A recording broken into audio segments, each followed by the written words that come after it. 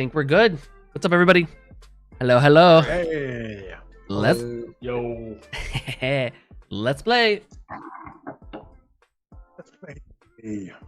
Okay, everybody, thank you for coming back to us. Welcome to what we're going to call basically our second arc with this adventuring party, which actually, funny enough, generally adventuring parties have a group name by now, so that's going to be one of the things we're going to suggest either here and in chat comments or in amongst the party. So we basically want a way to be able to get everybody under a title going forward.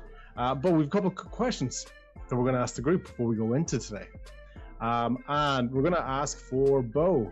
Bo, first of all, can you give me a number between 6 and 24, please? 6 and 24, 15. Okay, thank you very much. Okay, I'm going to go for Tel and Kay. I'm going to ask you guys to pick a color each. Blue. Gray. Claude, describe the weather in Daggerford.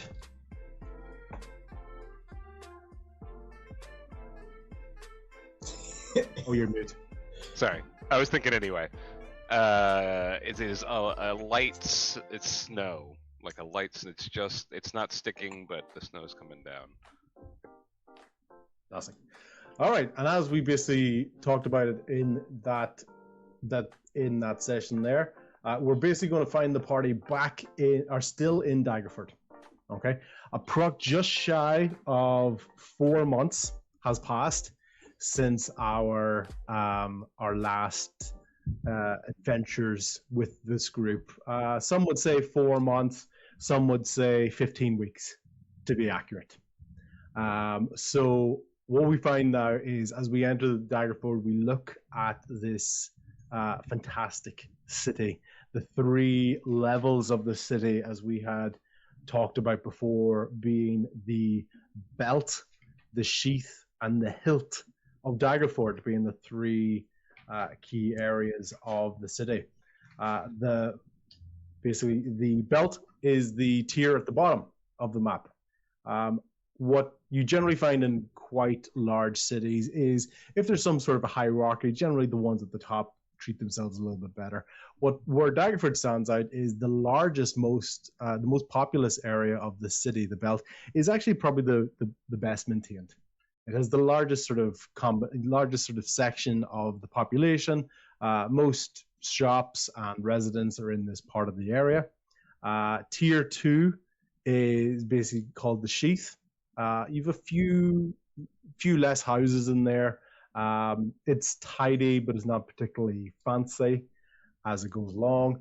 And the hilt of Daggerford is sort of large key, let's call them public sector, council, warden properties in this area. It's generally, once again, it's functional, not fancy at all. But this is where key meetings, for example, within the council take place. So, for example, this was the Cloak of Daggerford was the name of the council that we had met before. And it's outside this building on there's a chill in the air within Daggerford as the party finds themselves up in tier 3, the hilt of Daggerford. They're outside an old church, and they find themselves walking up a set of steps with a crowd either side of them cheering, and there's laughter, there's bunting and decorations in the area. The bunting, as you look around, there's some gray bunting, blue bunting, lots of flags in there. Sort of the key colors for Daggerford is basically what's been used to decorate this area, as our party are walking up a set of steps towards the main remaining council members that we had from our first session. So we have Cornelius, we have Mary Elray, and we have Quentin Tusk. However, there's a new figure alongside the council members, because unfortunately we lost Diane Brunswick, the Council of Defense, and we lost True Storm as well in the aftermath of the chaos of about 4 months ago. However, rather than trying to identify how this new power dynamic is going to play out, you are reassured that when you look up, meet our old friend Xyrix from Magfill Swamp. In the rebuilding of Daggerford following Kisera's attack onto the city, basically, rather than keeping themselves contained within the city, they've started to reach out a bit more into the areas and find a way to work together. And especially with the devastation of all the way back from Shellburg, Magfill Swamp wouldn't have been able to accommodate all of these refugees for the long term. So they've been able to bring them into Daggerford. So a lot of our favorite characters are in the crowd as well as we go along. We have Lorax in the crowd. We have Aesir in the crowd. They're a bit back. People are giving them a bit of space as they walk along. There's a bard in the crowd that we know that is playing on a beautiful drum set as we play. Jarvis is in the crowd as well with his family.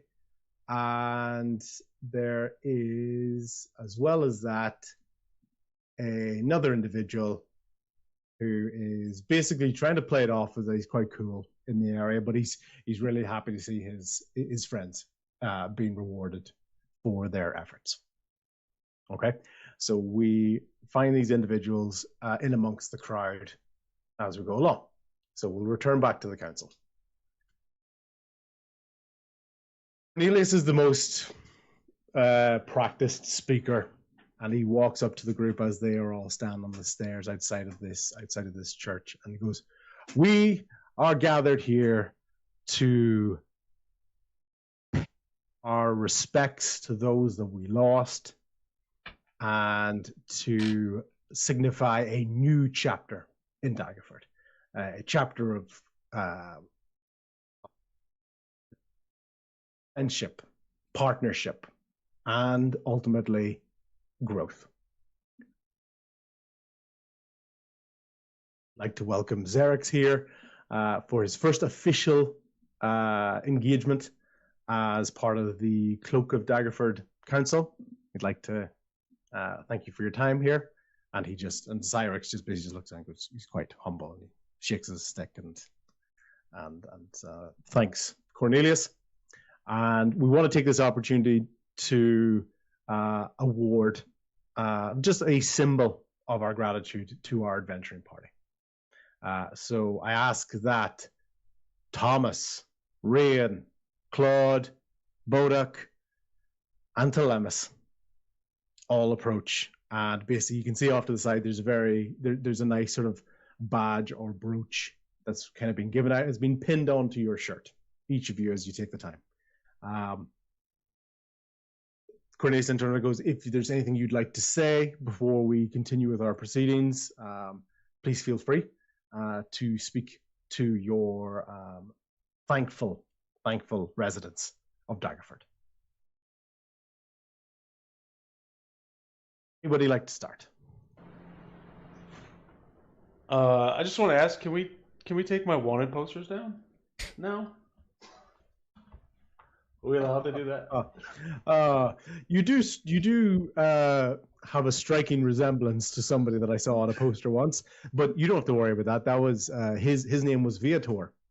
You don't have to worry about that. But I think that's an excellent idea. I will ask them to be removed. Very handsome and dashing young man he is. I imagine he has grown in his time since those posters were first put onto the board, and wherever he is, we hope that he's doing well. Yep, he learned his lesson. Don't we all? We all deserve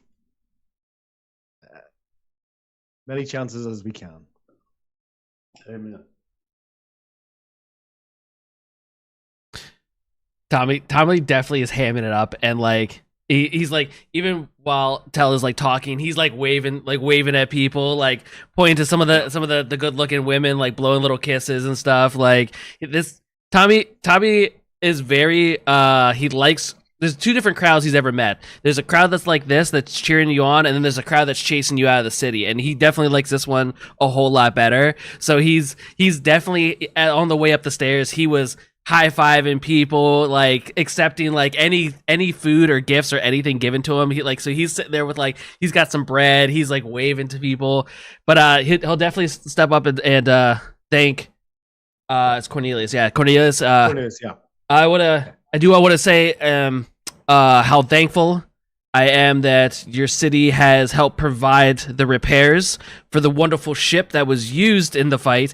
Regardless if this has happened or not happened, I'm specifically putting him on like blast of like, maybe he told me it would happen, maybe not, but I'm like making it a thing now that like you honoring us, or honoring me as the new captain of the ship to help supply and aid my crew in fixing the vessel that was very monumental in saving most of the city, and I can't thank you enough for that. And the biggest cheesiest grin on his face, because he's basically trying to back him into a corner of making this happen, if it will or not. But, and to all the people here, we may have been out there, fighting, but you guys were fighting here, and this was just as much as on you as it is on us. So thank you all, thank you, and very like waving high. As Cornelius is stepping up to put the badge or the brooch, the medal basically onto your coat, Mary Elray actually is the one that steps up, and she kind of slightly pushes Cornelius out of the way, and she goes, "You deserve this, my salty sea dog. This maiden's sea legs might want to be, I don't know, see your new ship. By the way," she gives you a wink, goes, "I got those repairs sorted for you. Your ship is in the dock, waiting for you.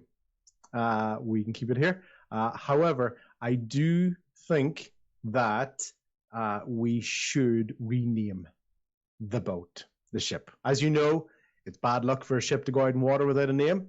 However, I do believe that since Captain Zane is no longer with us, we should absolutely retire that name due to its nefarious connection with our events." That makes sense. As you kind of turn around to the crowd, she basically gives you like a Kai like squeeze in the butt, just so no one can see. She goes, Tommy definitely has a grin on his face with that. Like, yeah, cool. Thank you, Tommy. Rian's just kind of melting into the background. Yeah. Jarvis's kid is going crazy for you. Like he's up on Jarvis's shoulder, and he's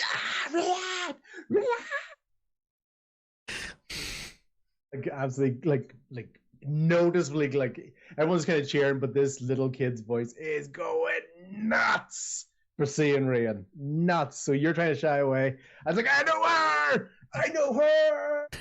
Awesome! Oh yeah! So yeah, so he's basically not letting you shy away from that. He's not even thinking of it that way. He just wants to make sure that you get all the praise you deserve. Okay, Rian, do you want to say anything? Or are you just sort of happy where you are on stage? And maybe I'll just cast a minor illusion of just an animal for Tobin to play with, to take the focus off of me again and be like, look at the cute dog. Yeah. Fantastic. Any animal? Is it by any chance a displacer kitten or a squirrel, or let's go with the squirrel, because I know how Tobin feels about displacer kittens. Yeah. So basically he's running around in a circle around everybody, and you can kind of see him.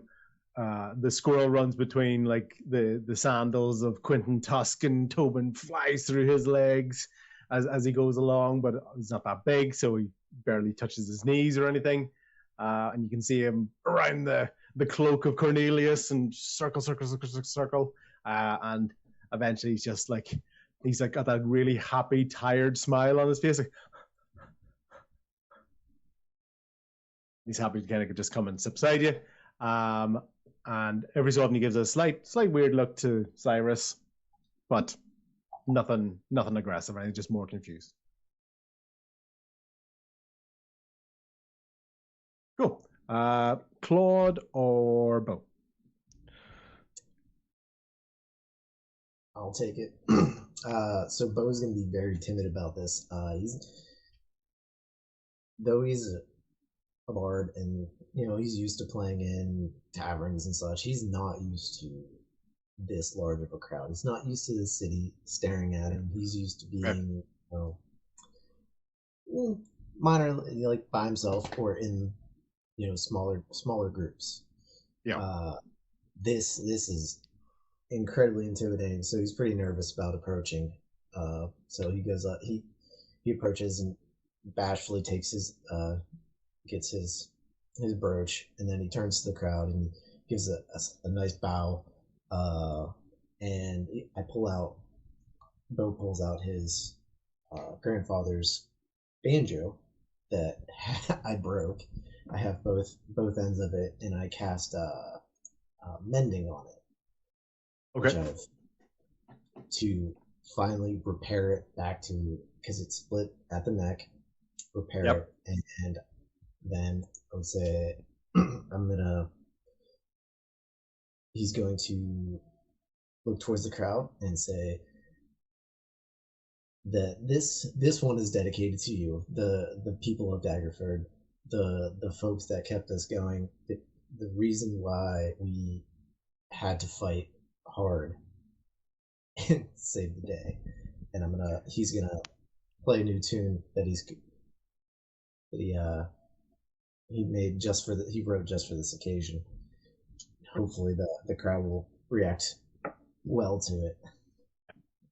That's so it's once again, it's because you're not necessarily trying to convince anybody of anything. You don't have to worry about a performance check. You are a musician. This is what you do. It's not like you can do musicianing wrong at this stage. And basically, George, the bard in the audience, you can see he's impressed, like, because George, he's been there, he's been around, Proud. So he's pretty happy. So every so often you get a little bit of a drum beat kind of from him because he's playing your drums. Do I see him in the crowd? Yeah, you can see him. He's quite a dashing figure. He does stand out as well with the skin. Plus, he stands out because you recognize him as well. So in amongst the crowd, you can kind of see him. He's not looking to take your moment. He's not doing anything like that there. He's more just supporting another musician. However, though, sorry, go ahead. I was gonna say, whenever Bo notices George finally in the crowd, he's gonna stop. Okay. Dead. Cool.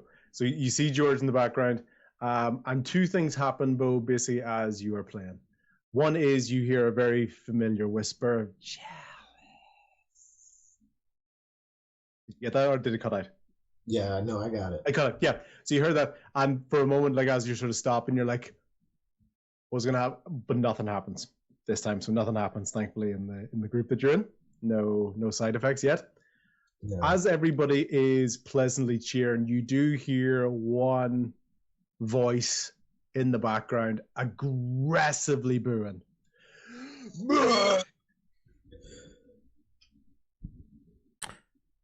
And stumbling, and everyone's kind of looking around and seeing, and basically Beauregard is there in the crowd. He's still drunk, still wasted. He's like, "Oh, Bo, you suck.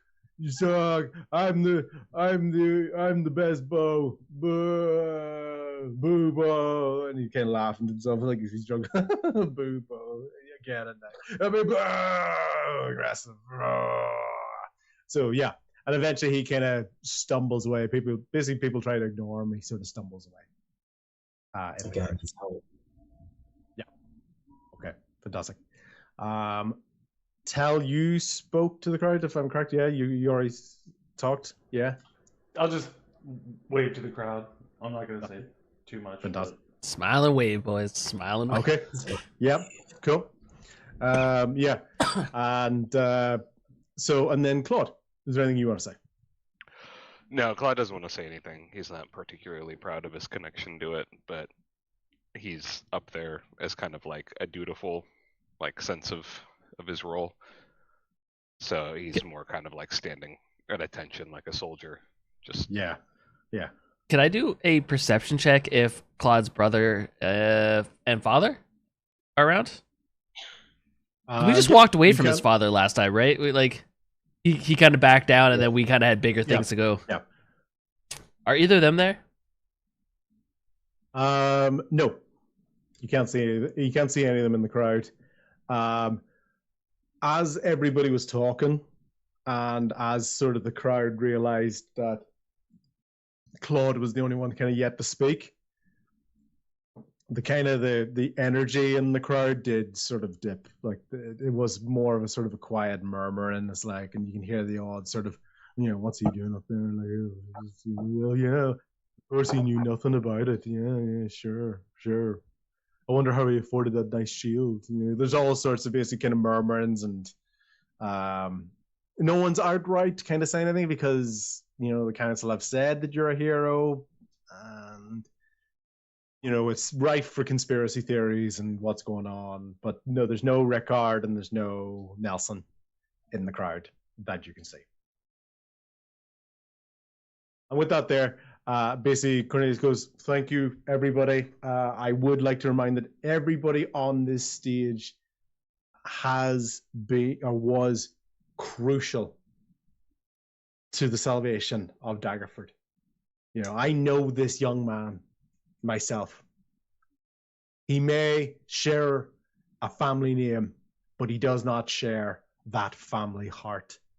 And so, Claude, at this point, Cornelius, you're both in the Temple of Helm together. He's kind of sensing this, and he's outright going out of his way to kind of support you and back you publicly in this endeavor. And I would ask everybody to turn their attention to the rear of the kind of the doorway, let's call it, of the hilt of Daggerford, as we unveil our memory, our final thank you of this ceremony. With that there, I direct everyone's attention. Basically, there's a cloak on above the tower at the sort of the doorway where you would enter into the hilt. And Xeris is there, and you can tell all the councilmen know about this as a plan. There's nothing particularly shocking about this. I have way too many pictures in here. I'm gonna have to sort this out. Basically, above that there is a large statue of Danu, the final figure in this event, who sacrificed himself to basically was critical in the defeat of Kisera and the saving of Daggerford. We also asked our party here to provide a cherished memory for his plaque, which you'll be able to see at the base of the statue if you care to visit that at some point during your travels here. So we thank you for your time. Everybody, the heroes of Daggerford, big cheers, way, everyone's going crazy. And basically, short and sweet ceremony. You can tell it's kind of been used more as in conjunction with other rebuilding works that's coming. So basically the port is reopening today after the destruction, after the devastation on that area. Thankfully, not a lot of the buildings were destroyed in that, but in particular, the Howling Boar was responsible for quite a bit of the damage in the area, as well as aid the other elemental guardian cracking up onto the port area, as well as obviously Kisera. So yeah, so basically the council, the Cloak of Daggerford, they thank everybody for their time, and please enjoy and celebrate the reopening of Daggerford. At that time, as things are starting to settle down, there's a bit of a chill in the air, and people are starting to notice a few snowflakes falling from the sky. and starting to basically just lightly cover the ground. But it's still like late autumn, early winter, so it's probably not going to stay onto the surface for too long. It's not going to get that heavy, but you can still notice at least that significant chill in the air. What would the party like to do, or what would anybody like to do? Bo is going to keep an eye on George. He really wants to try to track him down. He's been trying to. He's had him on his mind this entire. Yeah. The last 4 months. Right. So I don't know if I could do a perception check to see if I can see him where he goes when the crowd disappears. Or... You can basically see George isn't really going anywhere. Like George is, he's not hiding. He's not trying to stay away from you. He's in amongst it. As far as he's concerned, he's just there. happy. He's happy to have been there. It's not like someone who knows they did something wrong or was kind of slinking away and trying to hide or whatever. He's pretty distinctive. He's not really hidden from attention before, so you can kind of easily see where he is. Yeah, the last experience Bo had with him was at the bar. What was it, the captain or the foolish captain? Yep. Captain. Yeah. Whenever he just disappeared after the fight. Yep. Fantastic. Okay. So yeah, so you can keep an eye on him. If you want to go over and sort of engage with him now, or if you just want to watch where he's going, let me know. Kind of want to, yeah. Not yet, but still kind of think building up the courage too. Okay, fantastic. Right, Bo, you're keeping an eye out on George. It's not the hardest tracking mission you ever had to do. Like, this is not someone who's trying to get away from anybody. As far as he's concerned, he's just back in town. Celebrations are happening. He kind of wants to be part of it. Just natural sort of traveling musician. An area. There's a party. There's a get together. There's an opportunity for a bit of coin. So.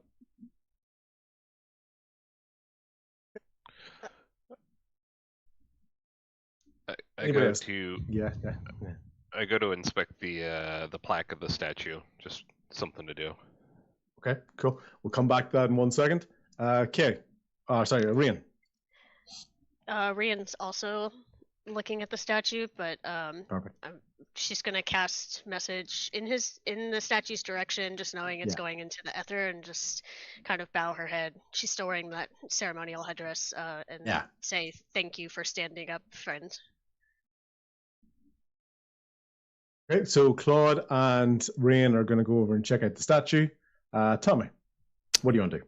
So the speech like kind of concluded, everything like that. Tommy is still trying to like get as much out of this as he can. So he kind of, as the talking kind of ends, he's definitely walking. He sees some of the rest of his crew kind of in the crowd and stuff. He's hamming people up to like drinks. I think drinks are in order, and he's trying to get as many people in the crowd around him going towards a bar. And he wants to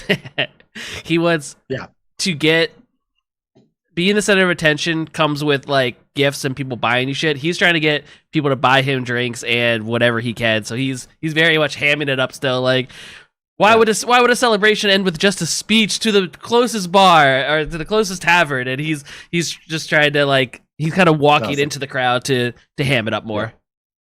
Cool. And as with happens when you try to pass a message through a crowd, there's an element of basically Chinese whispers in it.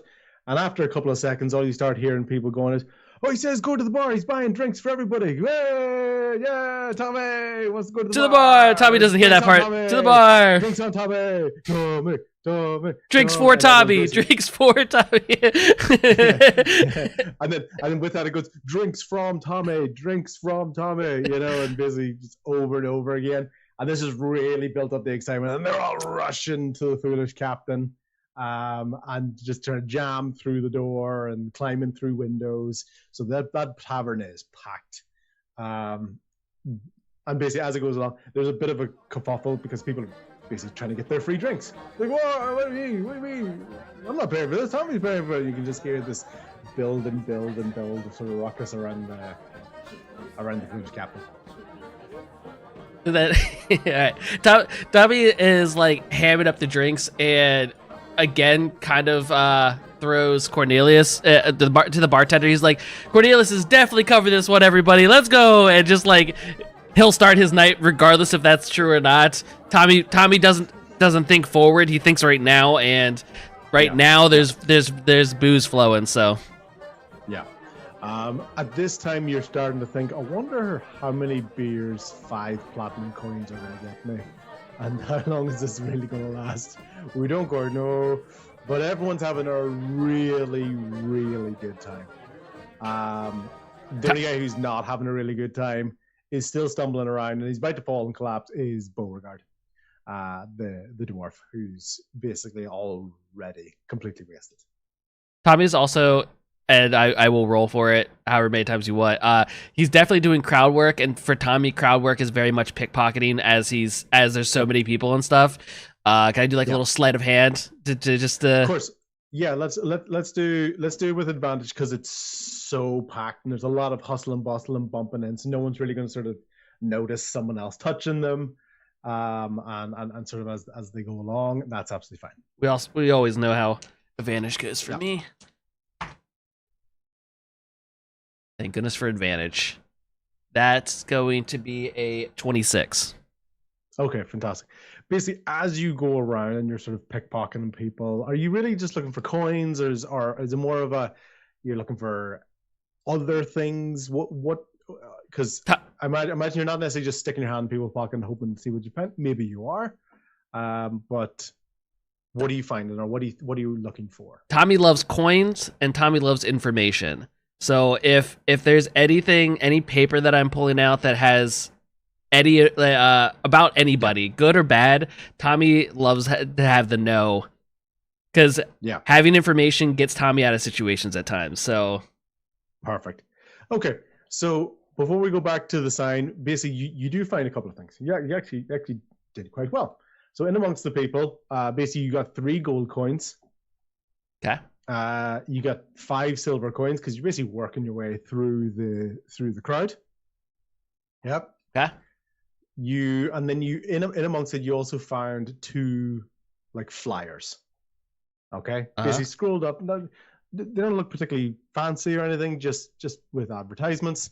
One is for a performance later on. There's a musician called Porter coming into town, and you see the note and it just says an experience like never before, you know.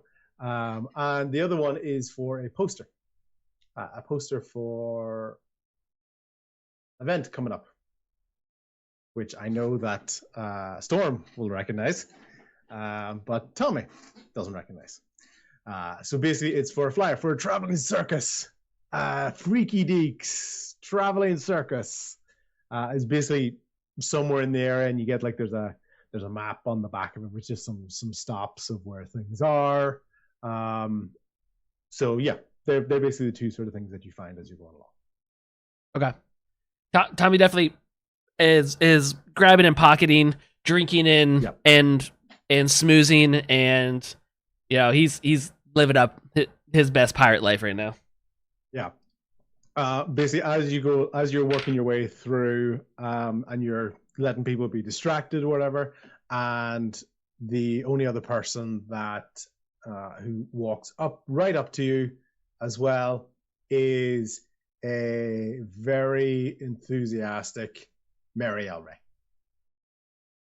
She's basically pursued you into the bar. She's following you into the bar, and you get the feeling she's like she's an old sea captain. You know, this is being in the bar. There's no sort of airs and graces about her. She's rough and ready. Anyone sort of bumps into her, you can see her gives her a big shoulder back to people. There's no delicacy or delicateness about her. She's comfortable in this environment as well, and she's basically tracking you. She hasn't got to you yet, but you can sense that she's following you. Basically, with your sort of sleight of hand, you know, part of that is knowing when to do stuff, because you know when people are looking at you, when people are looking away from you, and part of that is knowing that this woman is clearly following you still. You get the feeling it's probably not the first time she's done that either. So Tommy's very much doing like when you see a magician take somebody's watch, the very like to point over here, Yeah. distract, shake hand. Like he's doing very much that as he's interacting with people and taking stuff. I also definitely would have made I would have tried to see if Asir, my big fist bumping buddy, would have come to the tavern with me, even if he can't fit in. If he's standing outside, Tommy would if you allow him to come along, Tommy would definitely be like popping out, checking on him, trying to give him drinks too, because I don't know if he can or can't, but like I would have tried. So Aesir, your fist bumping buddy, he is actually outside the bar. He's basically him and Larix.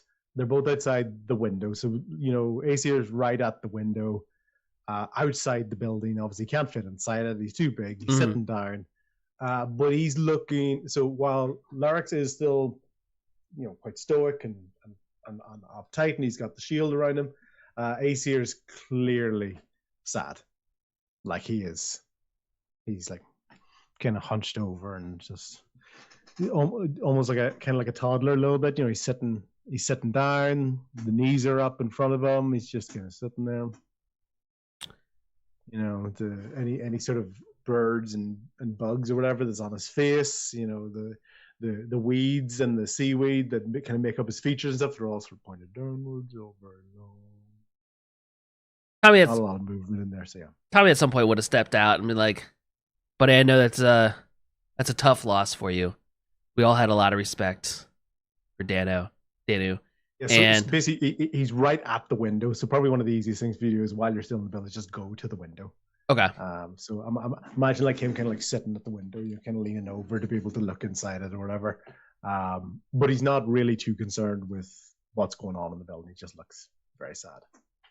Yeah, I think Tommy would have stepped out. At some point, Tommy would have needed a little bit of fresh air if it's super crowded there. So he would have stepped out. He would have gone up to him and kind of like put a hand on him and said something of kind words of like, I know it's a tough loss to lose someone important to you, but he was probably the biggest part of all of us still being here to this day. I know you need your time. I'll set like a goblet of beer or something down beside him. I don't know if you can have that or not, man, but it might help you out. And Tommy will go back into the festivities. Whenever you put the beer down, basically any sort of bugs and bees and things that are in amongst his sort of physical nature, they're the things probably more attracted to the beer. So there you can see them kind of buzz down and around. Cool. Right. So, Tal, did you go to the bar? Did you go to the sign? Are you sticking with Bodok at the main ceremony area? What are you thinking?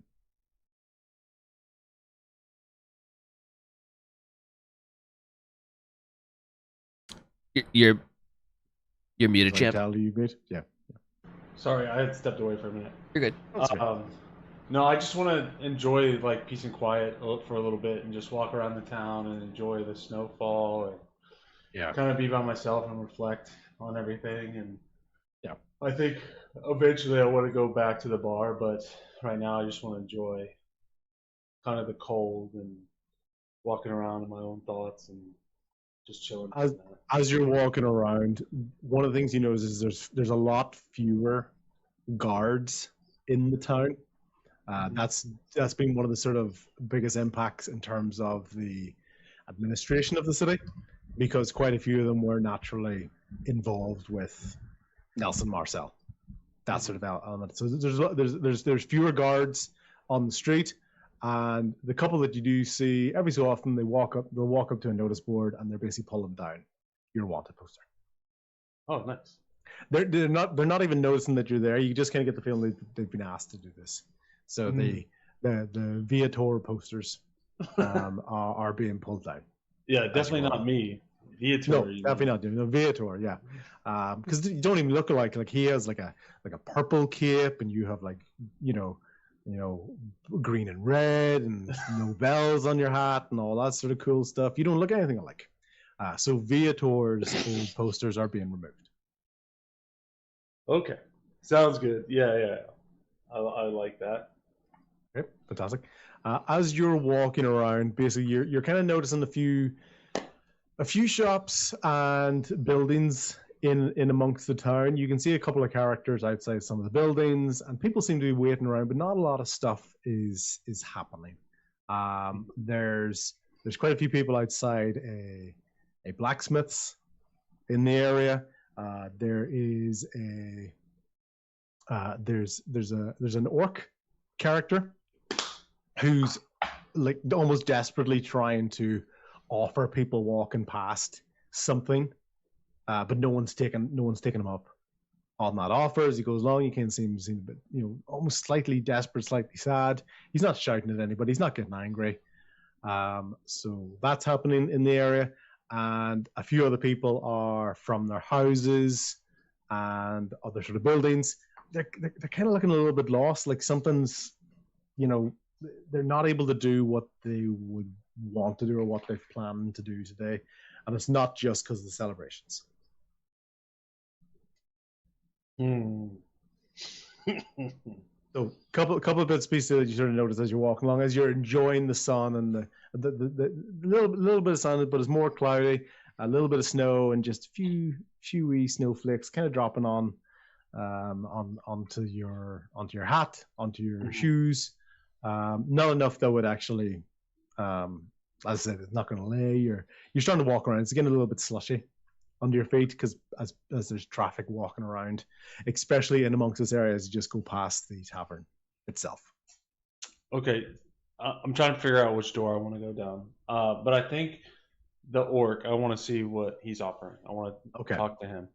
Okay, so basically, as you walk down the street, you see this orc in quite a tall hat, and he's outside a shop that you recognize. So it's the Flower in Bloom Bakery. Okay. Mm-hmm. And as you are walking along, there's so many things that could happen today. I wanted lots of options. Okay, so there's an orc who's outside the Flower in Bloom Bakery. Last time you were here, you were investigating a murder. And there's a banner outside the Flower in Bloom Bakery. You can tell the signage is kind of starting to come down, but there's no name on it yet. And there's a roughly scrawled, like almost like a bed sheet of a sign that says under new being NU owner, under new owner. Yeah. So, and he's outside and he's got these cupcakes, and he's got them in the pan, and he's trying to basically get people to try them. And he's like, cupcake, cupcake, we got new owner, no fingers, guaranteed, no fingers in cupcakes, and no poison birthday cake, no poison. Unless you ask for it, can be made for special order. Hey, that's just great customer service. Thank you. Would you like cupcake? I will take a cupcake. Okay, fantastic. What's your favorite cupcake flavor? I do like chocolate. Okay, fantastic. So basically, there is chocolate in here. And you take a bite of it, and it's really tasty for a moment. But eventually, it starts to get really sour, and then there's all sorts of other different flavors. Now, you're not getting sick or anything, but you're basically find that there's a unique combination of flavors in here that normal, let's call them human bakers, or people who are used to baking for this type of audience, wouldn't combine. Goes, yes, I recently used chocolate in recipe. You think good? It's a little tart, but it's good. Good. It's good. Persuasion or performance check, please. Because he's looking right at you. He's trying to get your opinion. Okay.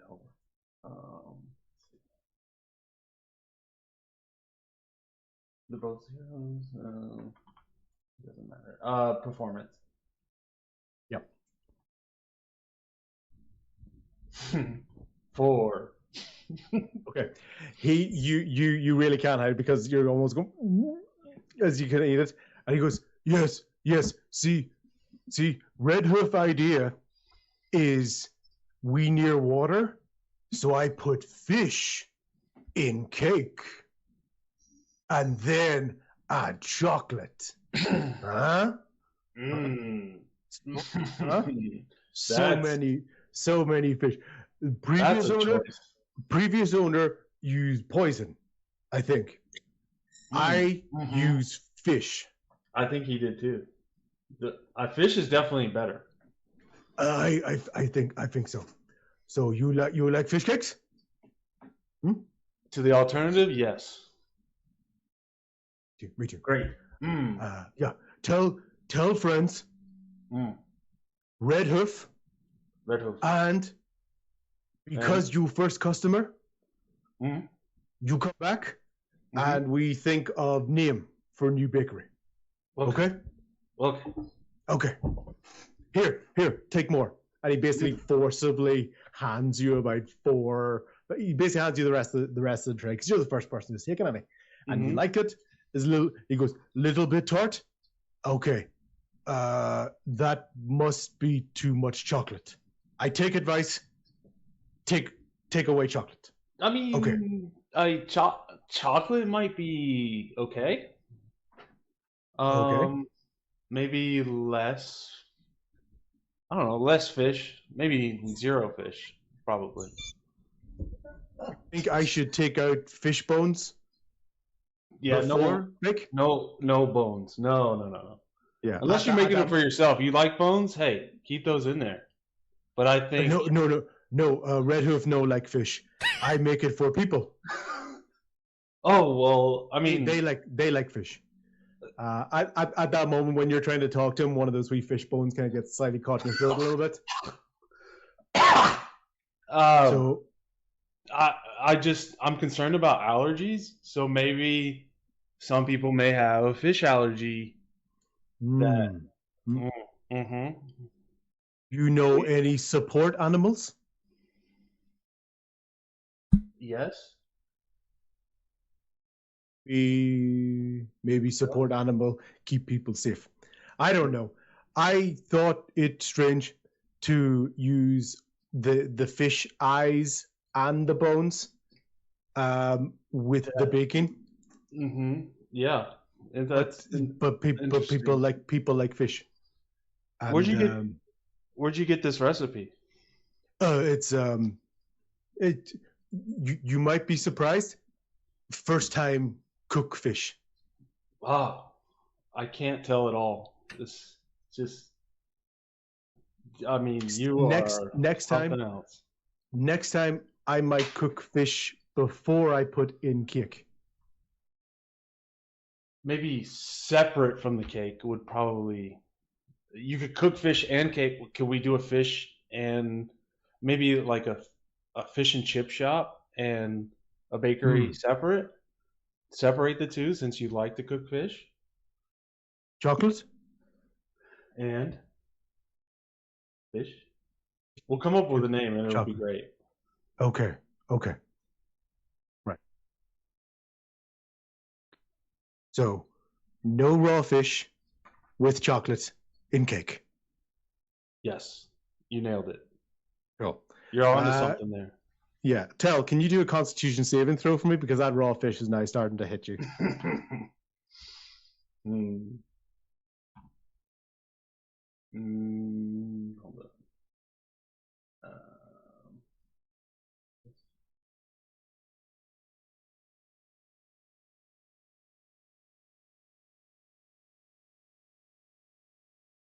8. Yeah, your stomach's kind of starting to rumble. Yeah. Well, let me. I'm gonna shake his hand as I'm turning green, and we'll be back. I promise. We're gonna help you, and then walk away really fast so he doesn't see me. Tell friends. We'll tell friends. Yeah, I maybe try chips next time with chocolate. Okay. basically, yeah, and you basically walk away, and he's so excited. There's like someone like, yes, someone took cakes, and he runs back inside. And the only thing you see as he's running back out of the bakery is that he's got a fishing net with him. Because you can tell he's basically going to get more ingredients. Okay. Yeah. So basically, as you're kind of like almost quickly walking by, you've seen things like people moving some furniture outside of houses, and they're complaining about leaks on their new roof. The blacksmith is having to kind of argue with a few people on the other side of the road, and you get the feeling orders aren't being done on time, and basically just general sort of hustle and bustle as you go along. I'm gonna find a quick alley to throw up real quick. Get this out of us, just in case. Yeah, cool.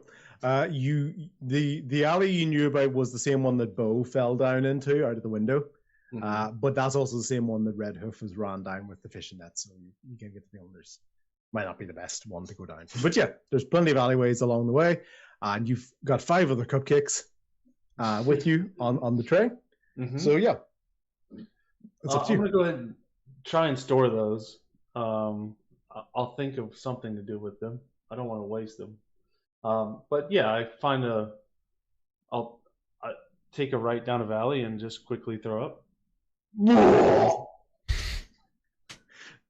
Yeah, fantastic. Yeah, good. Yeah, so you're there, you're in the alleyway, and no one's really kind of paying attention to you as well. It's a bit of a party atmosphere, and people are still going about their business. You went down the alleyway enough that you got sick, and that's fine.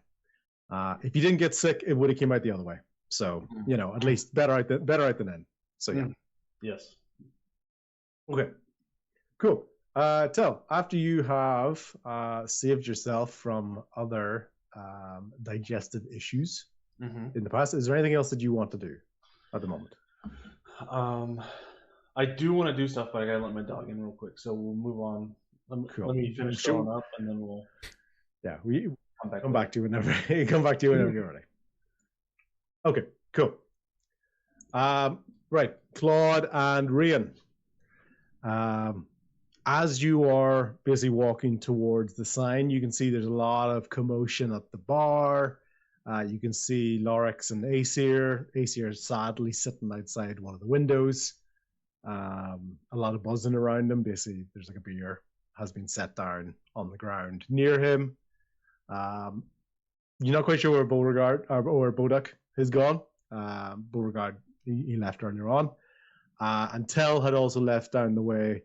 And as you're walking along, you don't know it's him, but you do hear a very like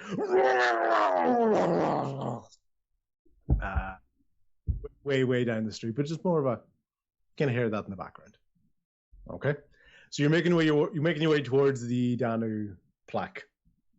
So imagine Danu, you're coming from behind the statue, and Danu's facing out towards the port and towards the rest of the town. So the plaque you're looking for would be on the other side of that, at the front. You want to take a look at the plaque?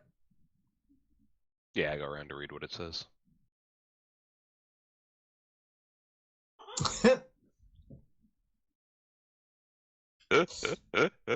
The contribution was a bit of a strange request at Cornelius, but at the end of the day, you guys did save the town, and he got the feeling that when he was told this, or at least he had the orders passed to him, so he doesn't know which of the 5 of you basically came up with this or provided this particular quote, but he thought it must be a heartfelt, at least inside term of endearment for you all. And now, forever emblazoned underneath his beautiful statue is Danu. He grew up hair and got off his ass to save us all, and he did so like a true hero. Yeah. In this somber moment that you both have, that is interrupted as you both realize the hell is on that, and you can see other people walking past you going like they're kind of looking at it, and okay, but they're like, okay, well, it must mean something. You have a few sort of hipster types at the back. It goes, yeah, but can't you see? It's a metaphor. It's a metaphor for what he meant for us. And then someone else going, yes, I particularly like the way they deconstructed the concept of being a hero and made it more grounded, and basically just all that sort of other hipster waffle that they're going along, because they're trying to read in there that they know they're feeling a bit insecure because they're on the outside they don't get it, but there's other people get it less than them because they can see the true meaning in this powerful message. Yes, indeed. And they go and they adjust their glasses and basically take down some notes in their notepad and just go, and you just hear them walking away, just going, powerful words, powerful. So yeah. So you guys have found the statue and you're paying your respect to Danu in that's way you know how.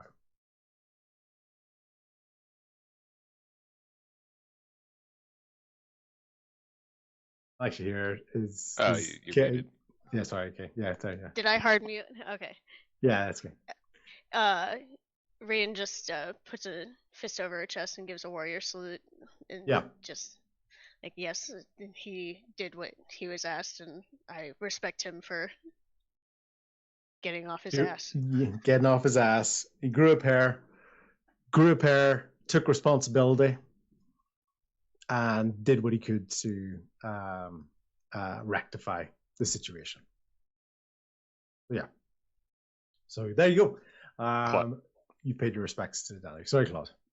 Claude just sarcastically goes, "Who knows what would have happened if it weren't for your smart mouth, huh?"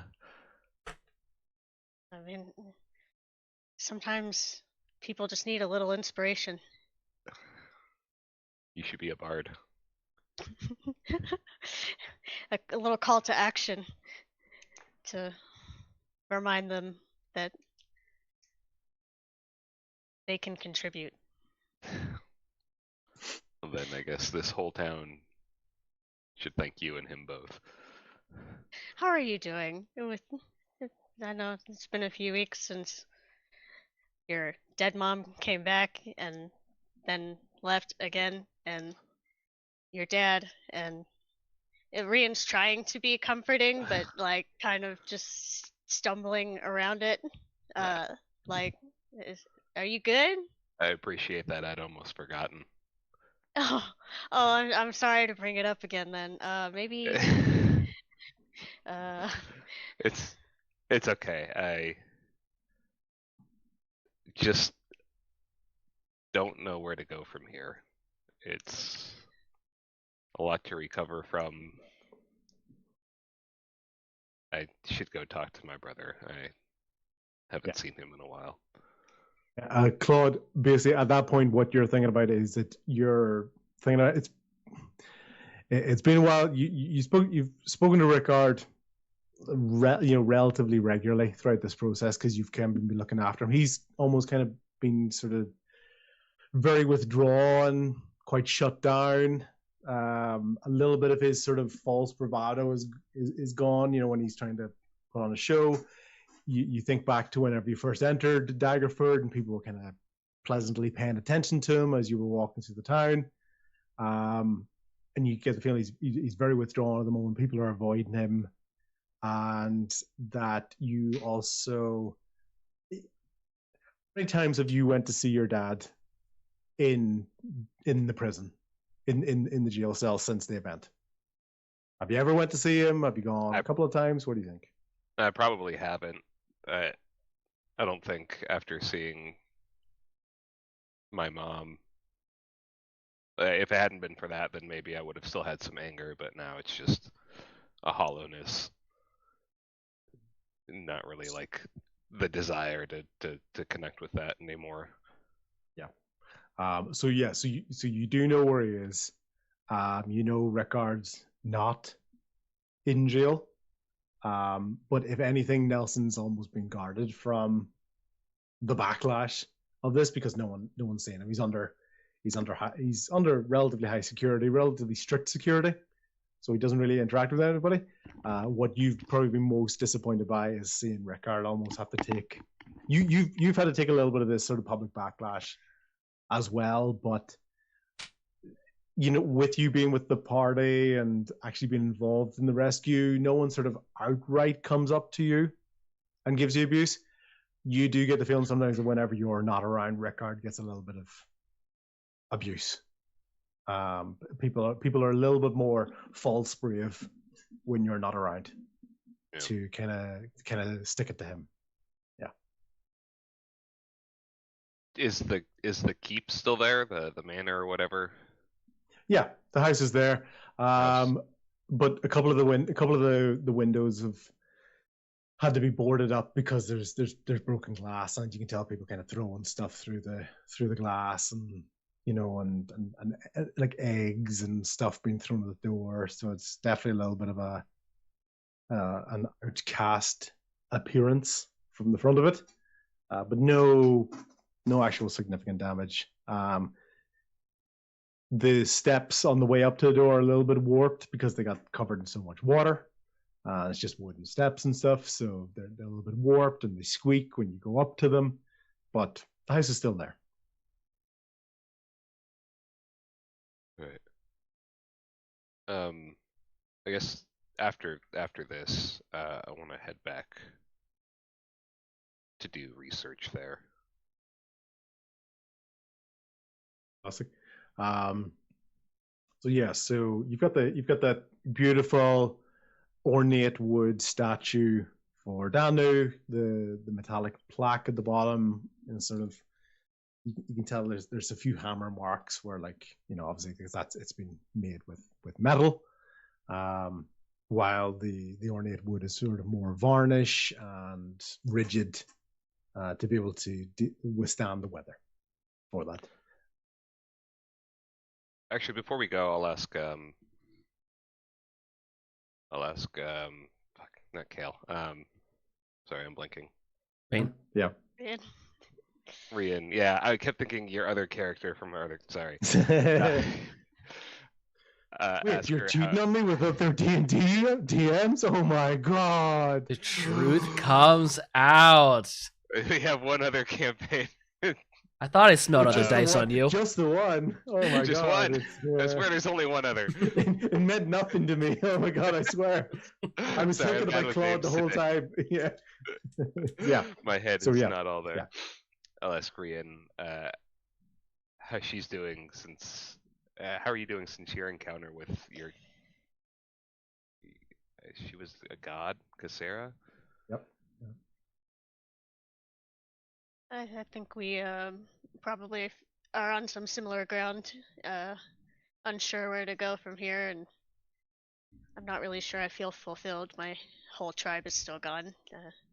The only family I know might still exist is Mother, but Air Genasi in general don't generally meet their elemental parents. I don't know if I have anyone left other than you guys. And Tobin. At that point, Jarvis's kid runs up from behind you and gives you a big giant bear hug around the legs. He's only sort of waist high onto you, and he goes, "You've got me, Auntie Rian. You've got me, Auntie Rian." That's great, and just trying to gently peel his arms off. Auntie Rian doesn't. Remember, I can be a little shocky, so we do air hugs. Air hugs. Yeah, and the kid just goes, "Oh yeah, my hair was standing on end for a week after my last surprise hug I gave you." So yeah. So yes, he's there, and Jarvis and his wife basically come along, and Jarvis knows kind of not to sort of push you into talking. He knows you'll sort of say when you need to say stuff, and just ask this kid, to come along now, and I'm gonna get you to bed now. You've had way too much sugar today. We got to say goodbye to Auntie Rian, and and the kid goes, "Bye, Auntie Rian. Bye." You be there. Thanks. Yeah. Thank you. Yeah. Yeah. And yeah, and just you can tell he was almost kind of going to sort of like touch your shoulder, but it's like, yeah, dude. Yeah, come on now.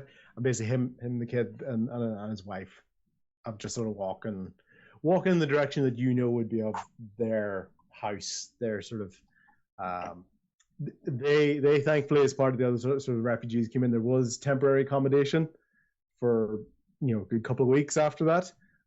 They're sort of just getting settled into their new place as they go along. So you've been there, you've visited, so you know where it is if you wanted to go there. But that's just the direction they're walking to. So I think Rian is concerned about the party that yeah. I know that Tommy was wandering off to drinks, and that never generally ends well. So I might head back that way. Yeah, plus you just heard Jarvis talking about getting the kid to bed and stuff, so you don't really have any sort of real impetus to go to the house. There's nothing that you can think of at the moment as a reason to go there. So yeah, that's kind of why that's as opposed to having to explain why do I not follow him. You've got some reasons why you want. Yeah. So you're kind of using that as like, the kid's going to bed and don't want to disturb him or whatever. And yeah, you're making your way towards the bar. Okay. I assume Claude's going to go with you. I'll go with. I just thought that accidentally really sounded like a teacher talking to a kid who wasn't paying attention. I was just, I was like, and Mr. Claude, what do you have to say? I was going to say anything shared with the class. Yeah. Trying to get our dog to stop barking. That's okay. Okay. Bo, we're going to come back to you. Yeah. Yeah. I would like to Bo would like to approach George. Yep. Okay, cool. Yeah, so George is there. George is kind of he's taking a corner seat. He's like yourself. He's identified where the foot traffic is going, and basically at the side there, and he's playing away and kind of doing different little songs. Nothing original. They're all covers. None of them are original. Where did he end up? Did he go back to the bar, or is he out still in the streets? He's on the streets. He's in the direction of the bar, but that's just because that's where the foot traffic was going. Yeah. So if he's hoping to make a little bit of coin, he's basically got like a cap or a little bag at the front of him, and he's playing some local tunes and yeah, just trying to take anything that he can. I'm going to approach George. I have a bone to pick with you. What is this loot? Ever since I won it from you, I keep hearing voices and crazy shit keeps happening whenever I would normally be able to cast my magic. I've gone blind. I couldn't speak in other than rhymes. In there. What? In there? The rhyming one like always happens at like the worst possible time. Like when you're trying to speak to a person who can't even speak. I haven't had that one personally, but common is also not my first language. So being forced to rhyme in a language that's not your native tongue is especially difficult. So yeah, that's actually very impressive. If you can pull that off. Thank you. And you I think you didn't pass out, did you?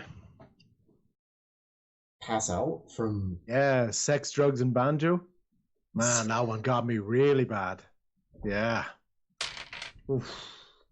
Yeah. And then there was Sleepy. I hated Sleepy. Just made me so slow. Like it's Sleepy.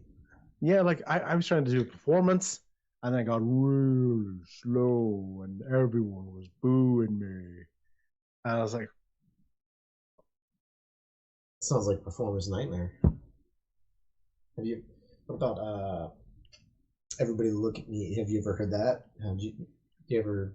Look at me. Look at me. Look at me was probably the best tips I ever got, which actually was like my first performance with it. Whenever I won the banjo from, so yeah, as you can imagine, you can only pass it on if it's one from you, and you can't even throw the competition. Like you actually have to be beaten by somebody because the banjo is looking for the best player that it can. You have an idea how many times I try to set up, dueling banjos or dueling instruments just to intentionally lose, and it never bloody lets me. I had to actually get beat by someone who's better than me. That was the only way I could get rid of it. So take it as a compliment, brother. Come on, congrats. Where did this thing come from? I didn't make you bet the banjo. I gave you the offer and you accepted it. It's like that's like entrapment. You knew you were cursing me. Well, I admit that I played into the performer ego a little bit. How the hell do you think I got into the competition in the first place? Who passed it to you? His name was Nelson. Nelson? Yeah, Nelson. Yeah. Nelson what? Where was he? So, like I said, common's not my first tongue, so I just know him as Nelson. Like you humans with your first and second name. What's your native language? Sorry? What's your name? I'm sorry. What's your native language? Not to be racist, but you can see the ears, right? I mean, there's a few. It's not Dwarven. Put it that way. I knew an elf who he spoke Celestial. He didn't necessarily speak Elvish. Did he only speak Celestial? I don't know. I think it's a pretty decent guess. He spoke Elvish. He was. You can tell he's getting sassy because like you are basically confronting him. So it's like he's trying to, Bo, you're kind of scaring away the customers here. It's like congratulations, you beat me. You're a better musician. Want the drums back? I'll give you the drums back. I don't need to have anything in return. I'll give you the drum back if you want. If that'll my drum back. Yeah, he goes. Here you go. Here's the drum back. He just gives you the drum back. So you can tell his intention was not to get anything back. He just had to lose the banjo. So you've got your drums back. This is. So you're saying I gotta get rid of this? I have to pass it off. Yeah, I maybe you can. You want to play? No. I am retiring 1-1. One win, one loss, and I'm much happier about the loss than I am the win. I can tell you that. So I, thankfully, because I'm not really a magic user, it only happened a couple of times for me, so it was nowhere near as prevalent for me. But when it did, it was pretty badly timed. So maybe you can attune to it, or maybe someone else can look into that. I'm not technical when it comes to magic items. It certainly has awoken something in me that I never thought. Yeah, maybe you can become attuned to it. Maybe there's less bad things can happen, or maybe the good things are better. You ever get power chord? That one's awesome.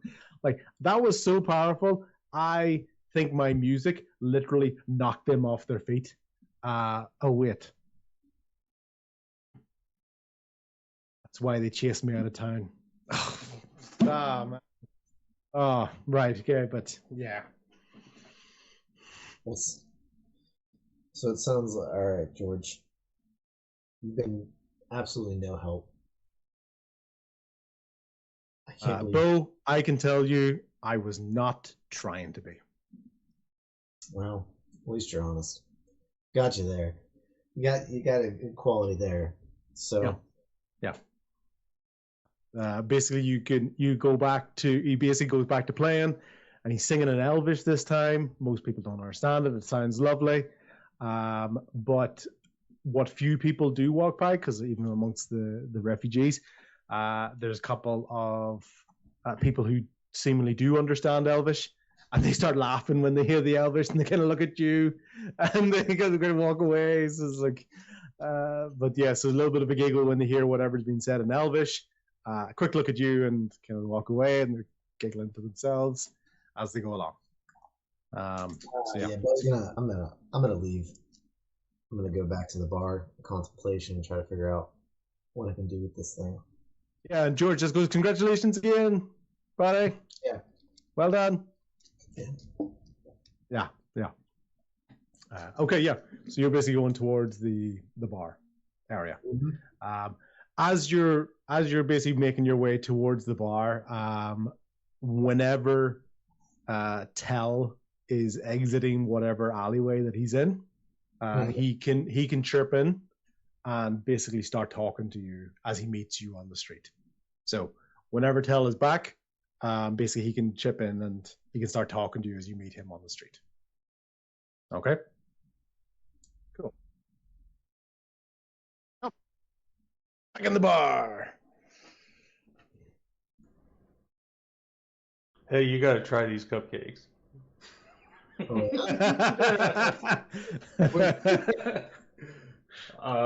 So I talked to an orc, and they created a new bakery, poison free, of course. Poison free, my favorites. Yeah. So take a little bite and tell me what you think. A little bite. Yeah. Trust me. You want a little bite. What's this icing made out of? Chocolate, I think. Chocolate? Okay. Yep. It's definitely chocolate. Is definitely chocolate. Yeah. He's gonna peel the wrapper away, and he's gonna give it a little sniff, and then just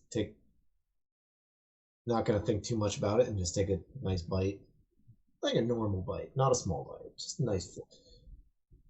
That chocolate taste in your mouth is really, really sweet. But you're starting to realize, is it sickeningly sweet? And did something stab my gum? What is that? You know, and all of a sudden you're like, and there's something kind of rolling around in your tongue. It's a little bit squidgy, like a little circle. It's kind of squidgy. It's in your mouth, and you try and figure out, do I swallow that down? Like, is it a cherry? Like, it's kind of got the texture of like a cherry. It's kind of soft. Are you swallowing that? Are you No, he's taking it anyway. You're gonna spit it out. Okay, cool. So basically, as you spit it out, you look down, and there's basically just there's this fish eye in your hand. Well, it's a small eye, and you're assuming with the texture and all, it's smeared in chocolate, which is true. And yes, you've got a chocolate covered fish eye. What the hell is this? It was pretty good, right? Besides the fisheye, I think they're onto something. I guess the icing. Why are there bones in it? All right, so they use fish, but it's not bad besides the fish, right? So I think we should go back. They don't have a name, so we got to come up with a name. But I think the cupcakes are pretty good if we can get them to remove the fish. This was the worst cupcake I've ever had in my life. This is not a cupcake. I'm the kind of guy who sees the positive things in life. You know, I've had a lot happen, and I try to find the positives. And I think minus the fish, it's pretty good. It didn't even taste cooked. That eye was squishy. Yeah, but if it was, though, it'd be pretty good. Bones are not substitute for walnuts.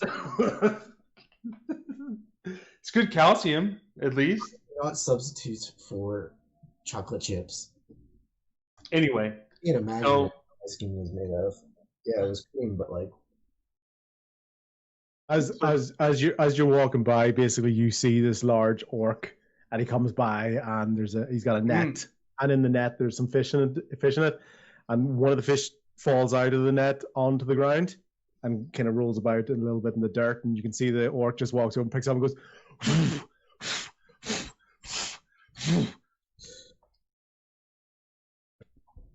Basically he goes into his bakery. He's not like he's walking right past you guys. You can kind of just see him, and he stands out.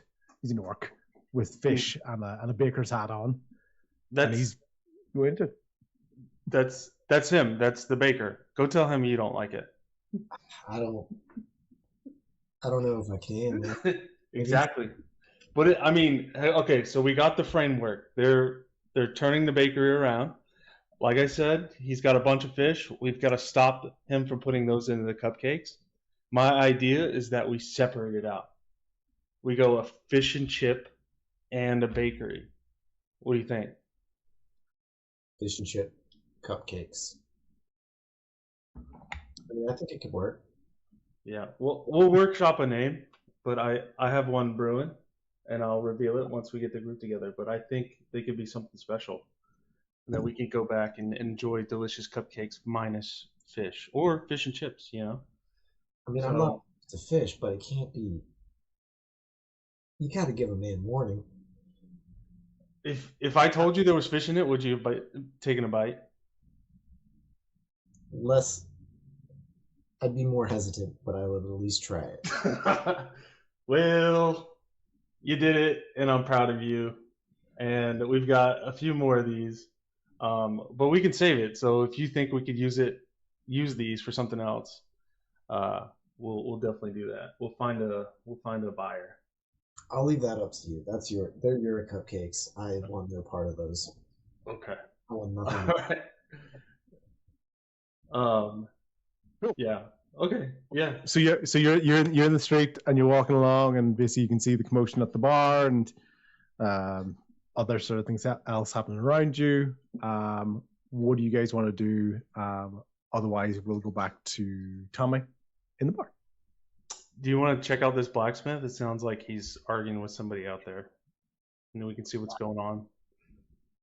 Maybe get some upgrade weapons, maybe?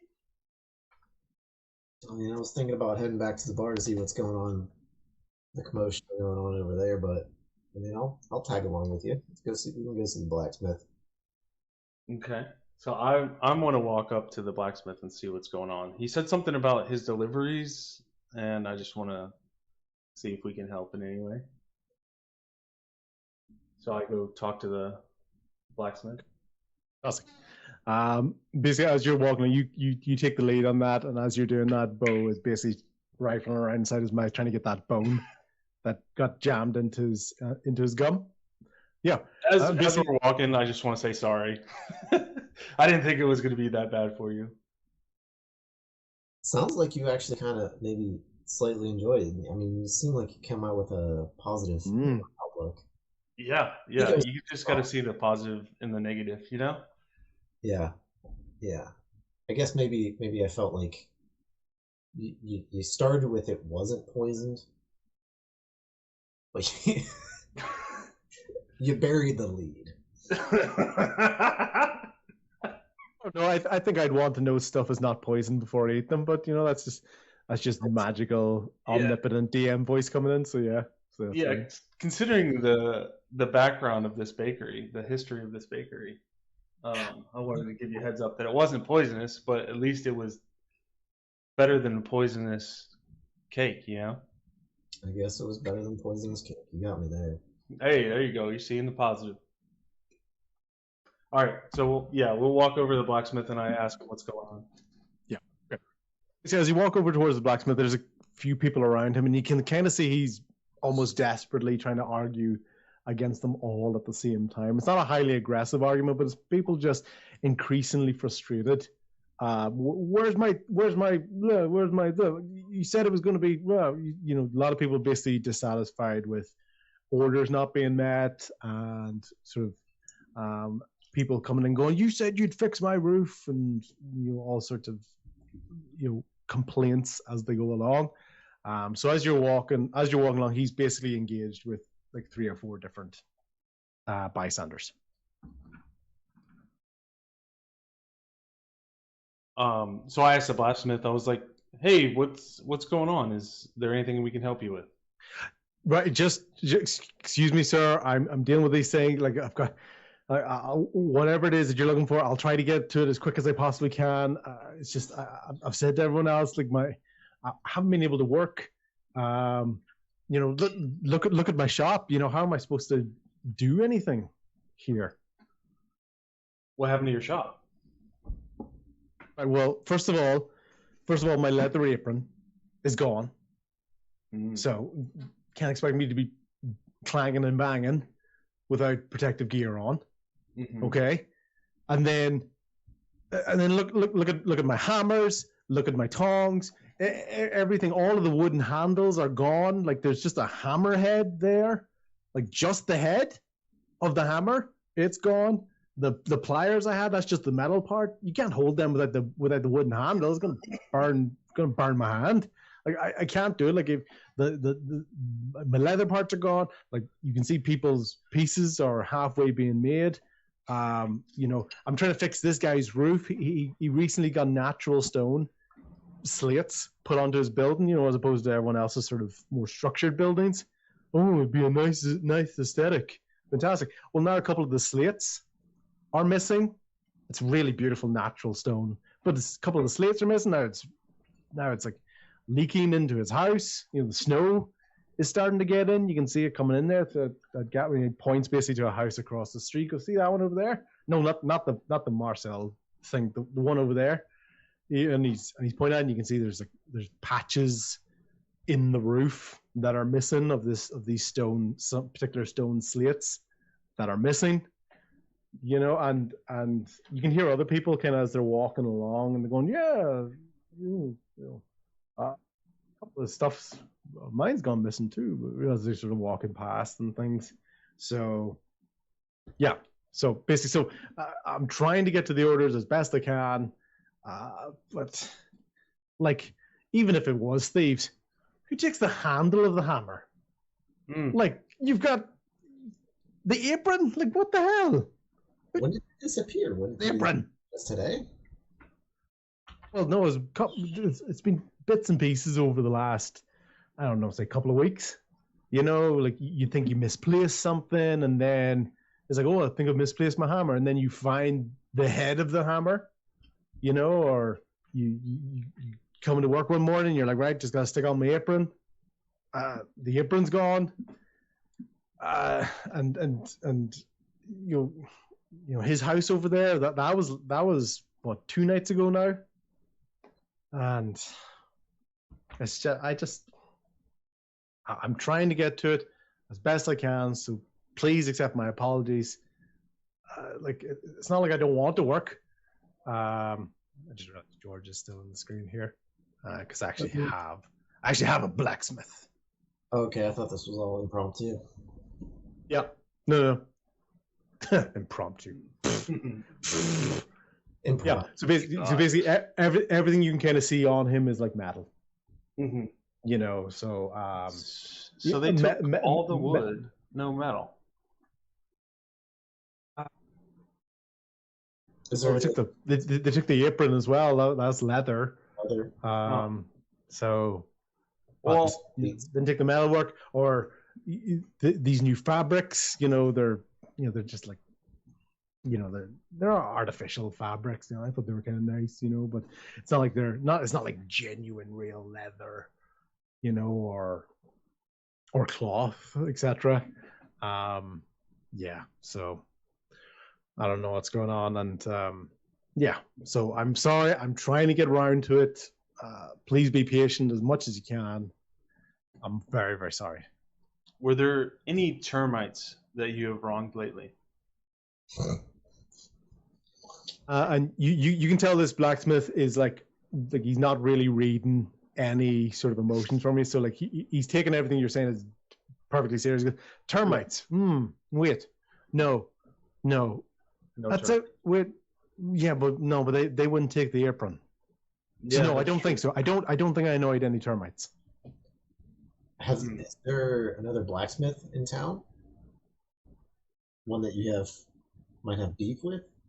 Oh no. I've been here for years, and I pay my suppliers, and I have good customers, and they come back, and I do some like even horseshoes.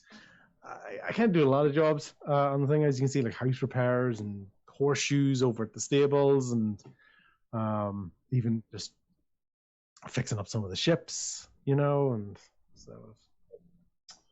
Some of the ships, huh? Yeah. Well, it is a port town, It'd be kind of silly not to cater for that particular type of clientele. Mm-hmm.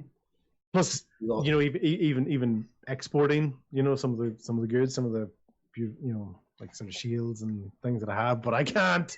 I've got so much stock tied up and unfinished. And you can't even really make like proper like metal handles because it's too heavy and no one can really swing them. Yeah. No one's going to pay money for a wooden shield. It just breaks. It defeats the purpose. Mm-hmm. So yeah. So let me ask you: do you have any scrap leather? I do have some tools on me. I can whip you up an apron, and we can solve that problem. I have a little bit. So yeah, I have a little bit in the back. I've been trying to be a bit more creative with my security recently, so I've kind of hid it in this other. And there's basically a metal trunk in the back of the shop, and it's got a little bit of leather in there. So smart. Yeah. If you can bring me out some pieces, I can whip you up an apron, and we can solve that problem. And then I may know of some people that can provide some wood for you, so we can get your handles back on. I'd be most grateful, sir. Just let me finish talking to these customers. In fact, you know what? You seem like a good guy. The crates in the back of the shop, you can just see it right there. It's not a large shop. It's more like a stall, as you saw in the rest of the town as well. So it's a large stall, and you can tell some of the as you're going along as well. One part of the canvas sheet that's above it is flailing up into the air with a little bit of wind. Mm-hmm. And he goes, "Oh, just watch out for that. The ropes are, I've got less ropes recently as well. I would normally ties that down. So I literally had to take a pin, like a metal pin, and spike it and just put it into the frame of it. That's the only way I'm getting any of this held down. So yeah, it's in the back. If you don't mind, sir, that would be much appreciated." Bo, do you have any extra rope on you? Rope? Let me check. I got some fishing line, but no rope. I don't think so. So probably the only thing you can think of there, just when you're thinking of that tale, is that the fishing line might do work for the stitching. So. Okay. Yeah. So that's a good idea. So we can go back to the bakery and see if we can grab some fishing line from them. But first, let's grab this leather, and then I'll stitch up some stuff for an apron for him. I mean, I have fishing line, like I said. I got. Oh, you do have fishing. Okay. Yeah. I have got a fishing. I got my gear. A tackle. Okay. Let's get this nailed down. We can let's string this up with some fishing line, and then we'll go in and get that leather, and I'll start working on an apron for him. Sounds good. So we'll tie it down. What's gotten into you, buddy? You seem like you seem like you're in a upstanding citizen kind of mood. I just feel good. We got recognized by everybody, and I just want to help out. I finally feel at home, and I haven't felt at home in a long time. Wow. Quite benevolent. All right. Good. Very good. Okay. So you guys, I'll pop back to Tommy in that at the moment, so you guys can sort of think about what you want to do next. Are you going to start working on that apron? So just while you're there? Yeah. Is there any dice rolls or anything I have to do for that? I don't know how leather works. No. I'm happy. It's an apron. It's not a particularly complex design. So I'm happy enough for that. There's no real pressure in this. You can kind of take a little bit of time. So when we come back to that, I imagine the apron basically be done. It's really cutting and a bit of stitching and sizing it up, so it's not going to take you too long. Okay. Yeah, as a bit of a seamster yourself, with your previous cloak, and then the changes you made to your most recent costume, like expertly removing the bells. You've got experience with tailoring so far, so yeah, you're happy enough with that. I'm basically a clothes surgeon at this point. That's it. Tell me, you're in the bar. Oh, you're on mute.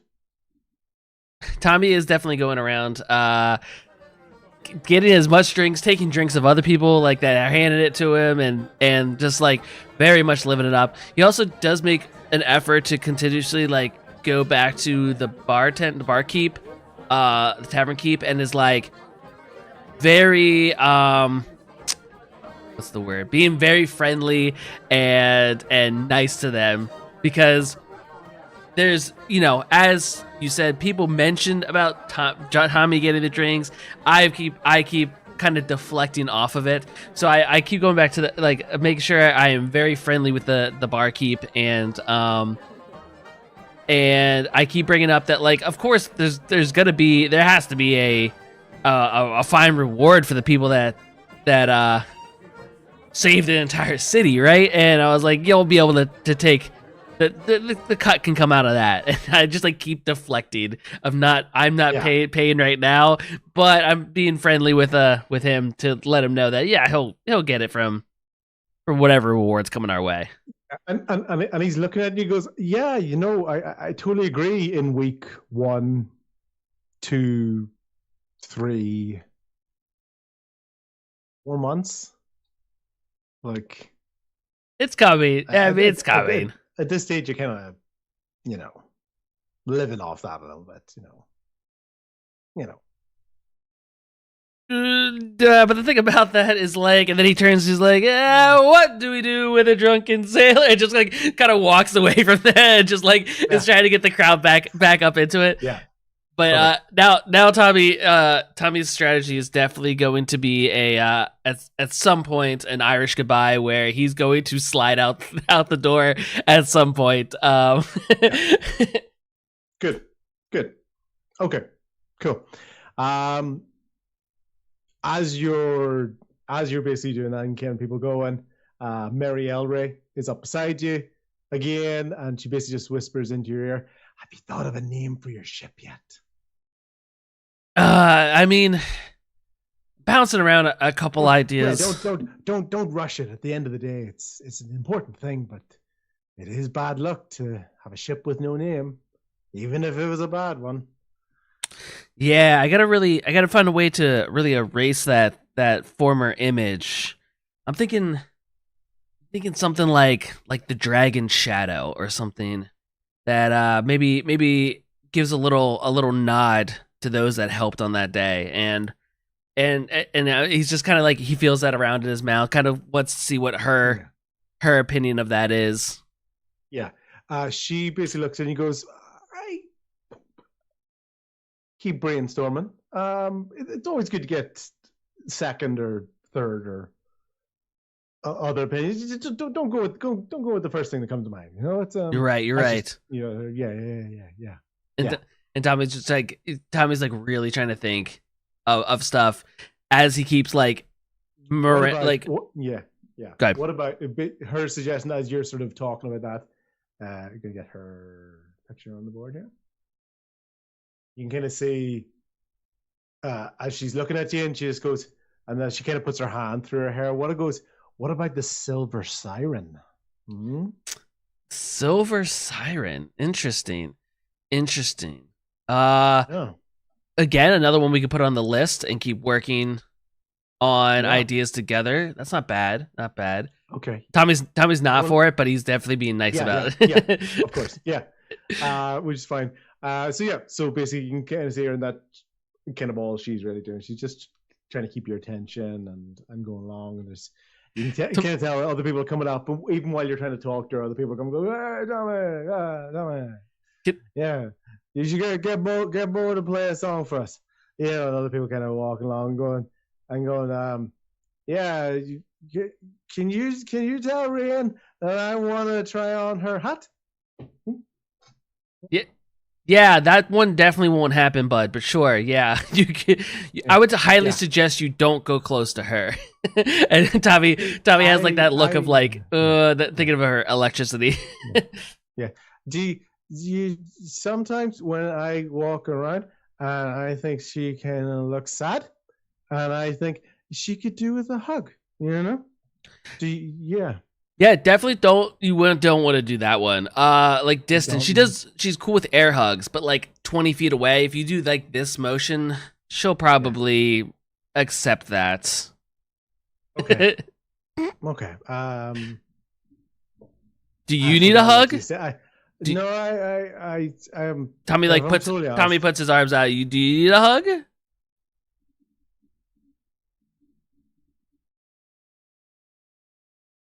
What? What did you say? Do you want a hug, buddy? Was it? No. Okay. All right. I would like another drink though. Yeah, go see the barkeep for sure. You put it on your tab, yeah. On the tab of the city, absolutely. Go let her know. Go let him know. I don't even know if I. Go let them know. And there's no music playing, and he's just standing there going, I love this song. Yeah. Maybe some fresh air. And Tommy like puts an arm around his shoulder and kind of starts guiding him out to the front. We might need to get a little bit of air for you before the next one. He looks down at Beauregard on the ground past there and goes, that guy's a mess. Yeah. Absolutely. Yeah. You know what they say about dwarves, right? What do they say? Exactly. What? And I guide him out the front door. Okay. And I'm gonna sit him down. If there's a bench nearby, or literally just sit him on the ground, and definitely use this opportunity as my time to step away from the bar. Okay. I got a cool name for your ship, though. Okay, go ahead. What? Alrighty, I'll talk to you at some point. And Tommy is just walking away from him. Okay. Thanks for the drinks, though. Tommy waves over his shoulder. Tommy doesn't really have any plan of where he was gonna go though, because he just kind of walked away from the group. So yeah. I think in Tommy's head, his best idea is to go back to Claude's house. So okay. Tommy's making that direction, is thinking Claude will probably be there, or Claude's brother will be there, and that's a start. Yeah.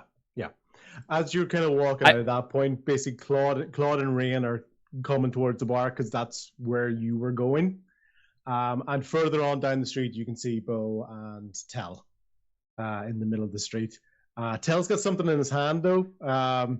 He's holding something, or at least, sorry, Bo is holding this tray now, and you can kind of just see Tell banging away at something. So I'll just kind of give like a very drunken wave kind of to both parties of like, hey, what's up everybody, and like just I guess I'll walk towards whichever group is closer, whichever the split of two is closer. As you're walking away, the guy you were speaking to goes, do you need a sixth guy for your party? Nope, we're good. I'm sorry about what happened to Logan though. I'm really sorry. That was really... Tommy will stop, turn to the guy, pull out one of his pistols, spin it around, and says, and like, will point his pistol at him and say, "You don't speak that name." And then we'll spin it back, put it, and continue his walk. Yeah, and that's probably for a split second. The guy seems sober, scared, and then goes back to it. So yeah. Mm-hmm. Yeah. Cool. And yeah, so basically what happened with Logan, the party sort of knows, so I can kind of bring you up to date with that. As you're sort of walking along, you're sort of remembering and trying to figure out exactly sort of what went wrong or what you think you could have done along the way. Okay. So basically, as the days and the weeks were progressing, you started to notice that Logan's skin was kind of looking quite grey, and the bags under his eyes were getting quite heavy. And it made you think back to the cloak. The cloak takes away an element of rest from him. So over time, he was basically becoming more and more exhausted. But what you also noticed that anytime you were together, the cloak kept trying to tug Logan away from you, and you weren't even convinced it was away from you. But the way the cloak kept trying to tug him away from danger or towards protection. So eventually Logan was getting more and more worried about this, and he's gotten the feeling that the cloak was potentially trying to help him by bringing him somewhere where he needed to go, so that he wouldn't suffer from the effects of the exhaustion for as long. And although you all tried to offer to help and look for different medicine and things like that there, the connection he had with his cloak was too much, and it wouldn't let him. He wouldn't really want to be separated from it. So eventually, just one time in the night, the last you heard was a window opening and Logan's jump spell, sending him up into the sky along the rooftops, and basically just left in the middle of the night. So going where he thinks the cloak is bringing him to potentially get help. So he wanted to stick around, but he's always been that sort of character that's been on the move a lot of the time anyway. And he's basically following the cloak, but he is having negative health implications because of the continued exhaustion that came with wearing the cloak. So especially if you compare the 15 weeks, for example, compared to the time that you guys were together for a while, 15 weeks is a long time to be basically continuously, exhausted and not resting and never really feeling truly rested with that. So basically he's been gone about 5 or 6 weeks, but you kind of knew, although you want to go with him, you knew this was probably something he had to do on his own. Yeah.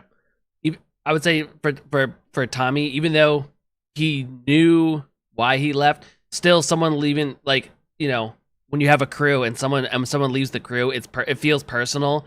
So that's why Tommy reacted in the way he just did now, which I just to pull things back. Even to give you the drunk guy's perspective, like people would have seen him getting physically iller, but they wouldn't have known why, and they were sort of on the outside. So as far as they're concerned, they haven't seen him for a long time. So maybe he died, he got sick and haven't seen him in a while. So because he wouldn't have made it a big spectacle to leave and for everyone to see him, he would have slipped away, and he would have known that if he had have gone, he knows that if he had have tried to do it during the day, you guys would have followed him. So he did this because he knew that you guys would have followed, and he had to go on his own for now. Yeah, I guess what I'm saying is what there's part of Tommy that Tommy still takes that personally. I can understand the idea, the separation. I understand. So yeah. So he's a little on edge if people try to bring his name up. So you add booze in there, and he wanted to shut that down fast. Yeah. So that kind of gives a little bit of perspective for people in that. How you react to that news, that's fine, but it basically keeps things open. If we need to, if we don't need to, as well as linking it in with everything that we know about Logan's character and the influences that they would have on him going forward. Do Rian and Claude see this little altercation? As you're walking around, you're basically seeing Tommy with the pistol out and then kind of spinning it back into the holster. We should collect our friend. And Rian starts walking a little faster. Hey, Tommy. Hey. Why don't we go to bed? That sounds like a wonderful idea. Okay, so you guys are there. Claude or Rian, is there anything you want to talk about with Tommy on the way there, or is it just more of a let's get back to the Marcel house, as well as walking past where Bo and Tell are. I think Ryan just knows how drunk Tommy is, so there's not much intellectual conversation going to be happening here. Yep, that's fine. God, you never give Tommy a chance to be intellectual. No, I was kidding. As you're walking away, Rain, you hear a very drunken voice behind you go, "Do you want a hug?" I would ignore No that. hugs here. No hugs.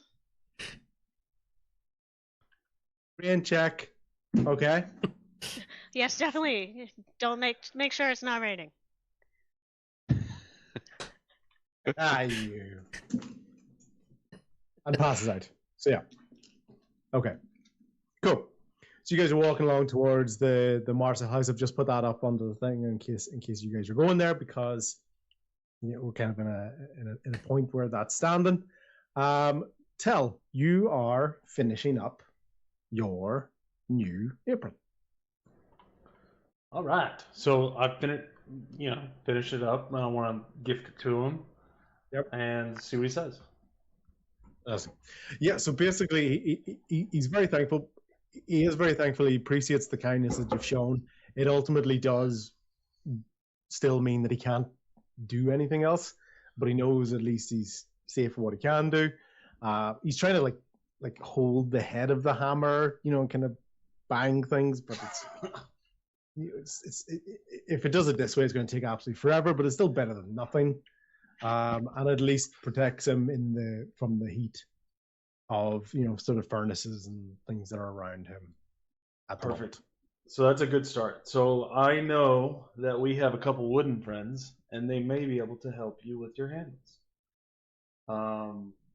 They are in tune with nature, and maybe they can hook you up with some wood. So I want to try to make my way back to our wooden friends, Azure, and what's the other one? Larix. Yeah. Yeah. And see if I can bring them to give us some wood. I don't know if they can grow their limbs like Groot or what.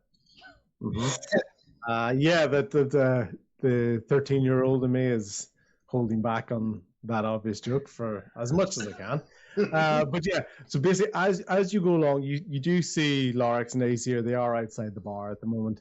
Aesir's not paying attention to you. He's just sad. When you look at Aesir, you can't get the feeling he's more almost kind of moss and like vines and things. Larix is certainly more obviously wooden, or at least sort of structurally wooden. However, I could tell you now he's never been the chatty one amongst them. And the idea of basically asking him to basically break off a piece of himself and give it to you is not going to fly too well. Okay. Can I bribe him? Can I do some kind of check? A charisma, maybe? Persuasion, yeah. Persuasion.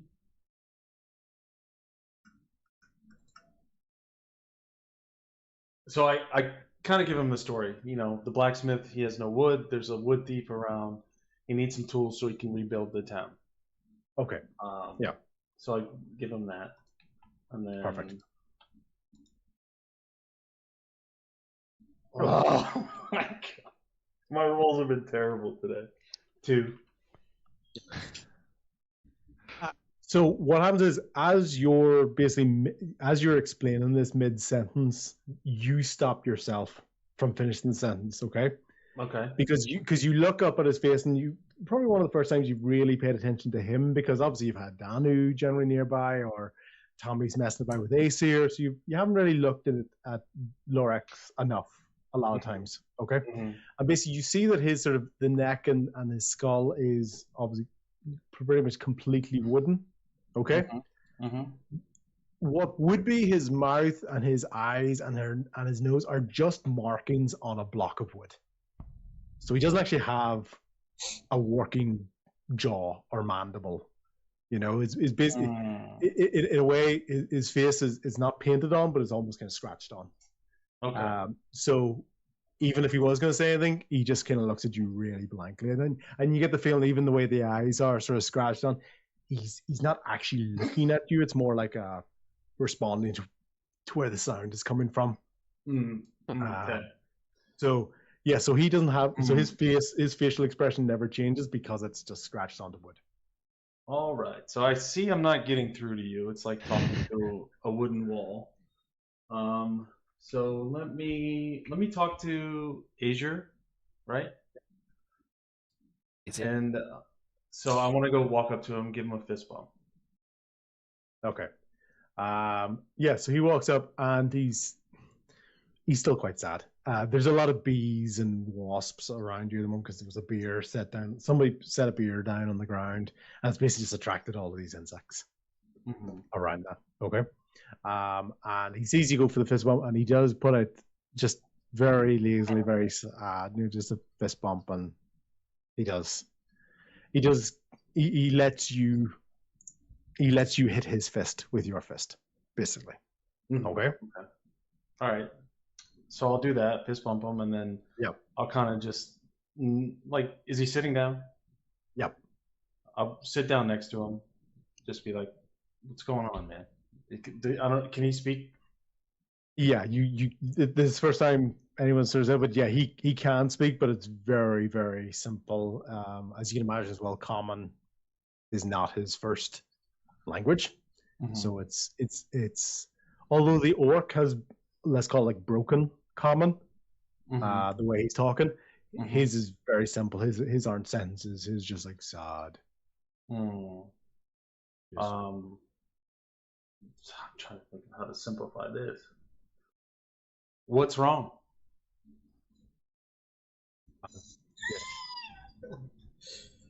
And you can see he points at the big statue, the big wooden statue of Danu.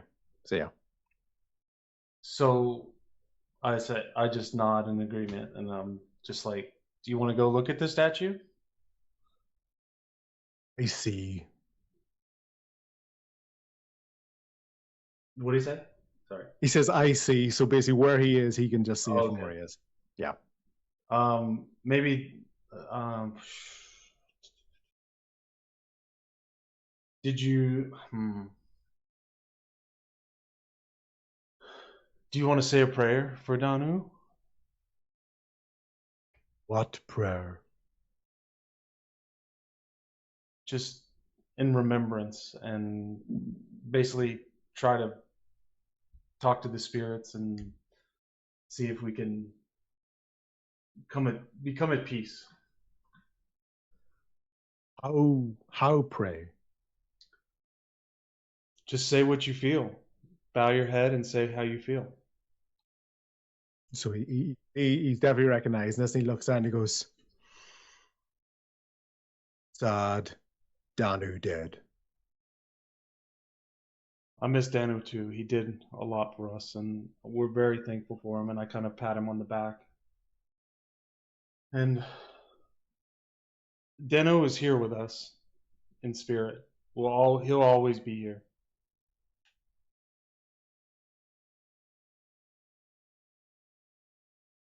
He's here through all of us. He looks at you and goes, which catches you off guard. He goes, "Tell." Yes.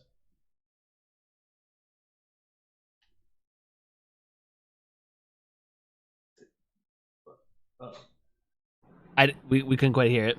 Oh, sorry. He says, "Thank you." You're welcome, buddy. I don't ask him right away. I just want to kind of let the moment marinate a little bit, and we'll just sit together and talk about Danu. Tell me your favorite memory of Danu, or what did you like about Danu? Danu, nice. He is nice. Strong. Again, raw.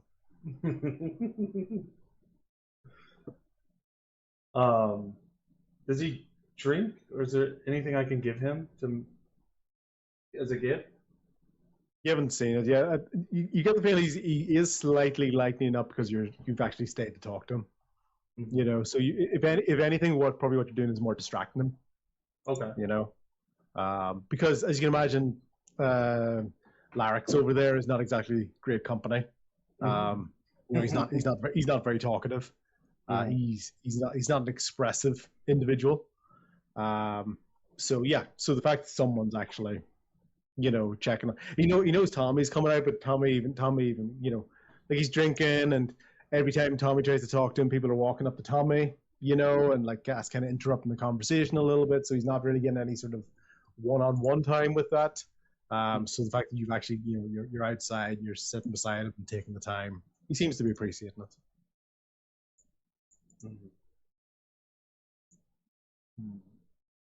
Well, I just want to keep him company for a minute, and then we'll work on the other stuff.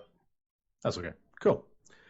Right. So the other guys basically making their way towards the blacksmith. Bo, did you go with Tell, or did you sort of stick around with Tommy and Rain and Claude as they came? I think I'm gonna catch. I'm gonna catch up with Tommy, Brienne, and Claude. Wish Tell best of luck in his helping the blacksmith. Cool. Who has the cupcakes? Tell or Bo? Tell has the cupcakes. I do not have the cup. I did not. Bo did not want those cupcakes. Did you throw yours away, or did you give it back to me? I mean, I threw mine away. The one you gave me that I ate took a bite out of. I believe there's still 2 more. Yeah, there's like 4 more. There was like 6 on the tray. So and then Tell had one. So let's say Bo's unfinished one. He basically put back onto the tray. And Tell, as you're looking around, the only thing that you've kind of noticed has distracted Aesir for now is he's looking at the cupcakes. I didn't think about that. That's okay. So I noticed he's looking at the cupcakes, and I was like, "You like fish? Fish good? Fish, yes. Fish good? Chocolate? Not allergic? Cocoa bean, chocolate, yeah. Okay, yeah. Here, try one. It's delicious. And no like poison. it's tiny. Yeah, it's like tiny in his hand, and he just goes. Looks like those mini muffins. If you've ever had those, like Yeah, it's absolutely it's like absolutely tiny in his hand. So yeah, so he basically finishes off the one that Bo had taken a bite out of, and you can tell he's got he doesn't care about etiquette or germs or any of that sort of stuff. He doesn't care if someone's bitten into it. As far as he's concerned, this is what cupcakes always look like. You know, straight in. I'll slide him another one since that one had a bite taken out of it. Yeah, and he goes on. There's no sort of savoring. There's no nothing there, but you can tell he's liking it because he wants more. But you're not going to get super expressive. Ooh, rubbing his tummy and chef's kiss. Like he's not going to be that sort of level of expressive. Yeah. Whoa. Yeah. So yeah. Okay. Well, that's good. I'm glad you enjoyed those. There's plenty of more where that came from. Mm-hmm. Okay, so we'll come back to that 1 second just to give you a little bit of a break on that. And yeah, so we've got Tommy, Bo, Claude, and Rian, pretty much outside the Marcel house. oh, what a night! What a night! This town loves us. We're heroes here. Nights like this are wonderful. They're great. They're so good. Man, we're so good. And like Tommy's like doing that, like rubbing people's shoulders and like back shaking them a little bit. Like, except he doesn't touch Rian. He doesn't. He's smart enough not to touch to put a hand on her at all. So, but then, like the other guys, he's like, what a night! What a night! I'm ready to call it and get some. Have you guys ever had a fish cupcake? That sounds pretty good. You got cupcakes? I don't have Didn't cupcakes. you drink a beer out of your boot the first night we met? No, I would drink beer out of almost anything. It's a pirate's life for me, kind of thing. But anyway, Tommy's like very ready to like go in and like some shut-eye sounds wonderful. Do we have any plans for tomorrow? I feel like we've done everything here that we and more that we meant to stop here for like a day or two, and Brian's getting a little antsy having been in this town for so long and wanting to hit the road again, but not quite sure where to go since there's no real purpose yet. Does anybody else have any skeletons in their closet they want to take care of? Well, I was gonna get something with George in my this loot. I don't know if it's really been bothering me lately. It's just been I don't know what to do about it. What if it sounds great. What if we just break it? No. Oh, okay. Maybe actually, you know what? I think after the battle, I feel like I might have told them. Yeah. I'd say it's pretty fair to go after this time. It's like, what the hell was happening? Like, do you remember the time you went invisible? And do you remember the time you couldn't speak in anything but rhymes? Or why the hell was everybody dancing on the ship? You know, like with their crazy happy feet. You know, the battle, and then he taunted everybody on him. Everybody like, look at me. You know, I can't. Apparently, it's a cursed loot, and I can't get rid of it. I have to battle someone for it the same way that I want it in a musical competition. But it's really. I don't know, he said something about attunement. I'm not quite sure. Have you tried breaking it? I haven't tried breaking it. Do you want to try to break it? Do you hand it to Tommy? I'm gonna hand it to Tommy. Tommy tries to smash it on his knee. I was gonna say it's a cursed item. Be careful. Yeah. So Tommy, can you roll 2d8, please? 8? Oh, that's not the right one.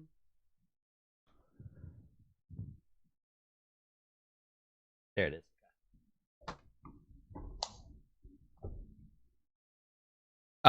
You want to know the total of them or separately? Total of them, please. 14. Okay, very good. 14. Okay. All you hear is, oh fuck. Okay. Nope, I'm gonna do it. Okay. Tommy. All you hear is different animal. Whoa! This shit just spoke to me too. Yeah. Tommy, you. Oh, okay. In the middle of this town, you feel yourself about to turn into a werewolf.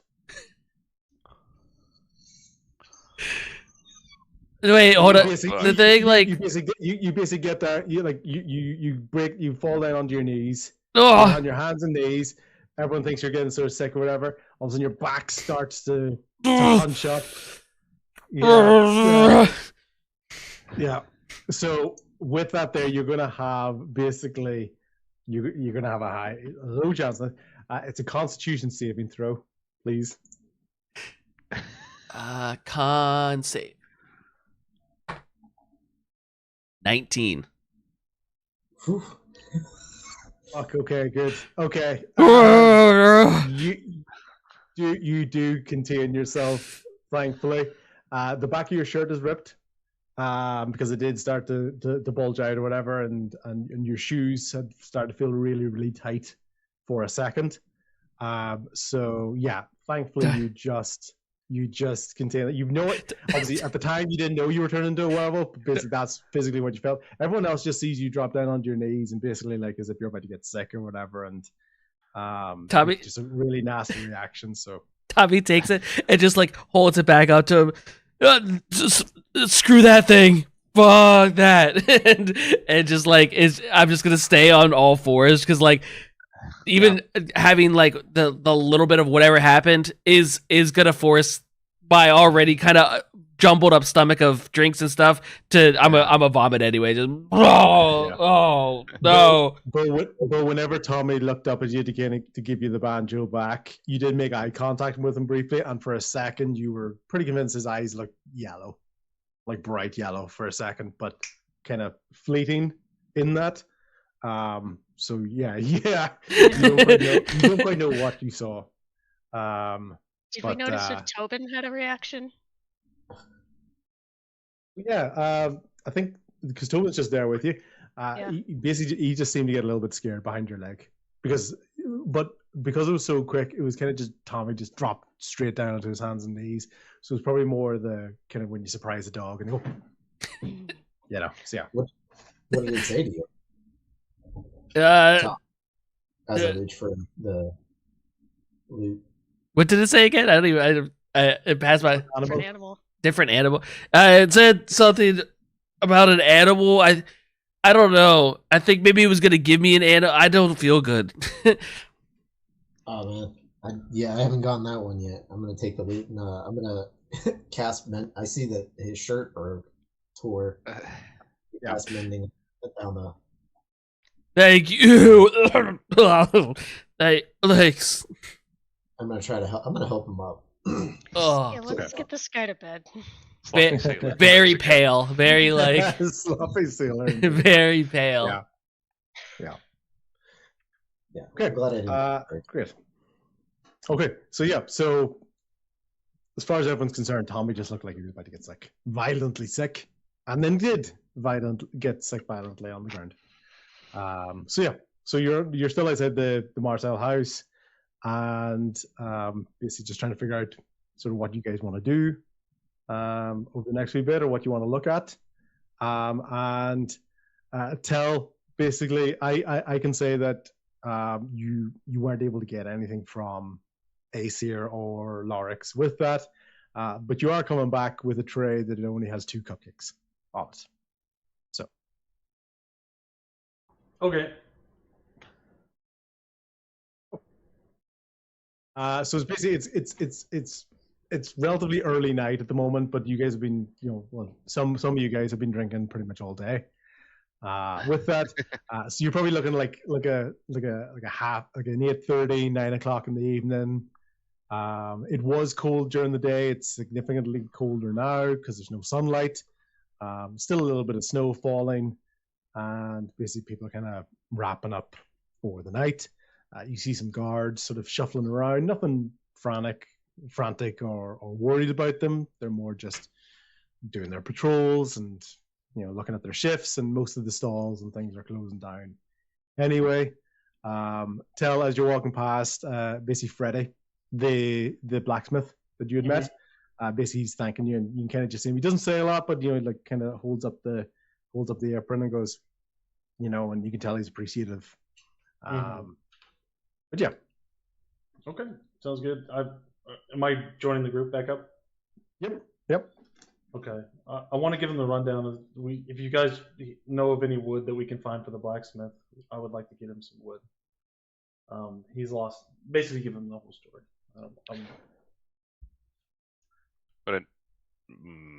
Would I know what the agricultural department of the city, if they would? Yeah, well, like Quentin Tusk. He's the other sort of council, and he's sort of agriculture as well. When it comes to that, Marielle raised more of the water. She's the seas. Mm-hmm. Cornelius is the sort of the religious, almost administrative head. You had True Storm, who was basically sort of minerals, sort of like the metal work and stuff as well for the city. And then Nelson was trade. So put in a request for some supplies for the blacksmith to divert some supplies to him to get him up and running again. You could probably have a meeting with him in the morning. It's late. Everyone's sort of night. Like there's no sort of office hours at the moment. I'll write a letter of request. How about that? A requisition form. Fine. Yep, that's fine. That's fine. And so basically we can kind of, it's that time of night. I know you guys love having long rests. Demand them at any opportunity that you can. So there's more than enough opportunity for that at the moment if you want it. Do we know what role Zaris has stepped into? Which of the keeper or wardens roles that he stepped into? Or is he just nope. You don't know yet. Okay. Yeah. Also, one of the things I want to emphasize is that someone's stealing wood. Random. They're not metal. Wood. They're stealing random supplies. Like, remember you were saying like the stone slates? Oh, yeah. Okay. Yeah, I forgot about that part. His apron was missing. Yep, leather. I don't know if it's just the blacksmith or what. He said other people were having things going missing too. Do you think someone's gonna try to make another coin mint? I mean, it's interesting. Yeah, so so for you guys, because this competition was quite recent, so yeah, you've already picked up on things like the wood missing, the leather apron being missing, the rope being missing, as well as the natural stone. So a lot of these sort of things have been going missing. You got the sense from the blacksmith as well. It's not just him; it's other people. Like the guy wanted, asking him to fix the house, and the port reopening and bits and pieces. You can kind of see people grumbling around and wondering what the hell's going on. But yeah. What do you do with a drunken sailor? What do you do with a drunken sailor? This magic that I have, like, that I've been realized is different than anything that I had. Is it in your teachings in your learnings with Jarvis? Did you guys ever deal with like attunement or things like that? Anything? Deal with a what? Attunement. George kept talking about attuning this. And he's not talking about tuning like a guitar. Would I do like a history check to? No, that's fine. Basically, in your sort of training and things, Claude would kind of know about this as well, dealing with sort of because it's like relics and things. So you're able to convey the idea that tuning is basically given enough time with an object, you can basically establish a greater connection with that, especially when it comes attuning. Yeah, exactly. So attunement. Yeah. So it's so you basically explain this to Bo, like this idea of like establishing a greater connection with an item, so that the negative points are negated a little bit and it potentially becomes stronger as you basically practice and develop it. Okay. I thought you were trying to ask us if we knew how to tune this instrument, and we aren't bards, but I get it now, and I relays that information. Yeah. Tuning that'd be my specialty, but this thing's new to me. So really, it could just be something strong. It could actually be a gift more than a curse if I can work with it. It could go either way. We could get Jarvis's opinion too, and see if he might be able to help get you started at least and attuning to it, get off on the right track. Anything. Yeah, that's probably a good lead. We can talk to him in the morning and then decide what we're gonna do next. Yeah. Massive shock hits the town area. Basically, the entire town area has been awakened in this moment as the ground itself is beginning to shake. And in that there, what you do notice in the sky above, near the town hall tower, is that tearing of the sky, that portal opening again, really struggling to kind of hold it together. And you do see that failure arm basically this time basically coming straight down out of the area. From this perspective, this hand is pretty massive, and you guys are like the third tier, the two tiers down away from the city. It's absolutely massive, and you can just see, you just hear this guttural laugh and a flick of the finger, and all of a sudden, all this wooden statue of Danu just erupts in a blaze and just goes, thanks again, Danu, and just closes off again. So basically, this town and the statue and the flames are spurting off to the side, and bushes and trees are catching fire up at that upper tier of the town. And basically that's, so you get the feeling you guys were one of the very few ones in the street, so you were sort of looking up and seeing this portal, but everybody sort of felt the shake of that and the reaction of that. So basically, as you're looking up there, the statue of Danu is ablaze at the moment. I guess that's what we're doing tomorrow. You sure we shouldn't do it right now? I don't know. Rian's a little hesitant to jump into something that big, because Cassera was big, and this arm seems to be even bigger than Cassera. And it just seems like how I'm not even sure how we approach this.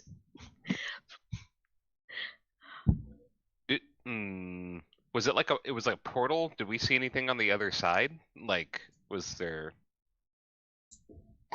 Hey, was Oh, sorry. What'd you say?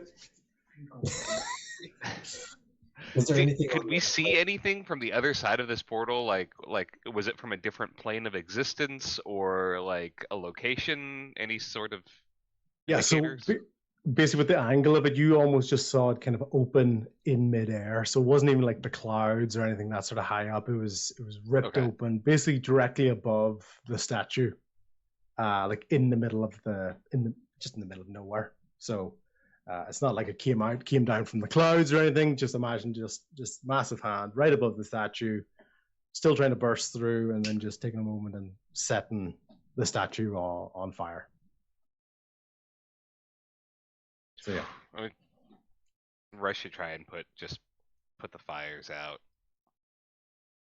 Yeah, I assume the city guard are trying to help douse. All right, Tommy, nap time's over. Tommy's just that whole interaction is sobered him up a little bit, but he's like, all right, I guess the bed can wait, and starts like trudging along with you guys to go help put it out. Yeah, so as you can imagine, it's it's a fire. It's a pretty concentrated fire in this area. So yeah, you're right. Between yourselves and the town guards and things, this does get taken care of. So it's not widespread. It's not destroying the entire city or anything. Okay, I thought it was spreading. It started to spread a little bit, but not like to the point of taking, more like flames shooting off and some bushes going on fire and grass and things. So it is able to be contained quite well, but it's just more a reminder of what is out there, and especially the idea that now that you guys have seen this twice, but no one else in the town has seen this. You get the feeling that's just a little bit of timing wise, because everyone saw the fire, but you can imagine it was getting late, it was getting dark, there was very little people on the street, and you guys were just kind of looking in that direction. So it's a matter of, is it bad timing, or you're not quite sure. Yeah, so that's basically going to kind of lead us in that sort of shot across the bow for today's session. As I said, getting everyone back into the game, getting back into your situations, a little bit of repercussions from the last one, and basically we're going to kind of kick it off in proper again, rather than just stick you guys in the middle of a nowhere and just go deal with it. You're dealing with this thing, you guys have lived your lives, and things are happening, and how they develop will progress how you guys see fit. So no one's seen the hand out of the everybody felt like the shake and the vibrations, and they kind of remembered from the time. it just like maybe other people saw it, but I'm just saying it wasn't like in the middle of everybody. So maybe somebody else saw it from a different angle if they were looking in that direction at the time. You guys in particular were drawn to it because you recognize these sounds and this vibration and this activity from what had happened right after the defeat of Kisera in the last one. So you guys had a reason to be like, oh shit, it's that again, and that's why you were looking. Everyone else is just, it's sound and noise and no particular reason to look in one direction or not. We just built that fucking statue, dude. Just built, man. Yeah, but you know what's still there? What's still there? The metal plaque. The plaque, yeah. Yeah. I'm glad we stopped to look at it because nobody else would have seen it. Yeah.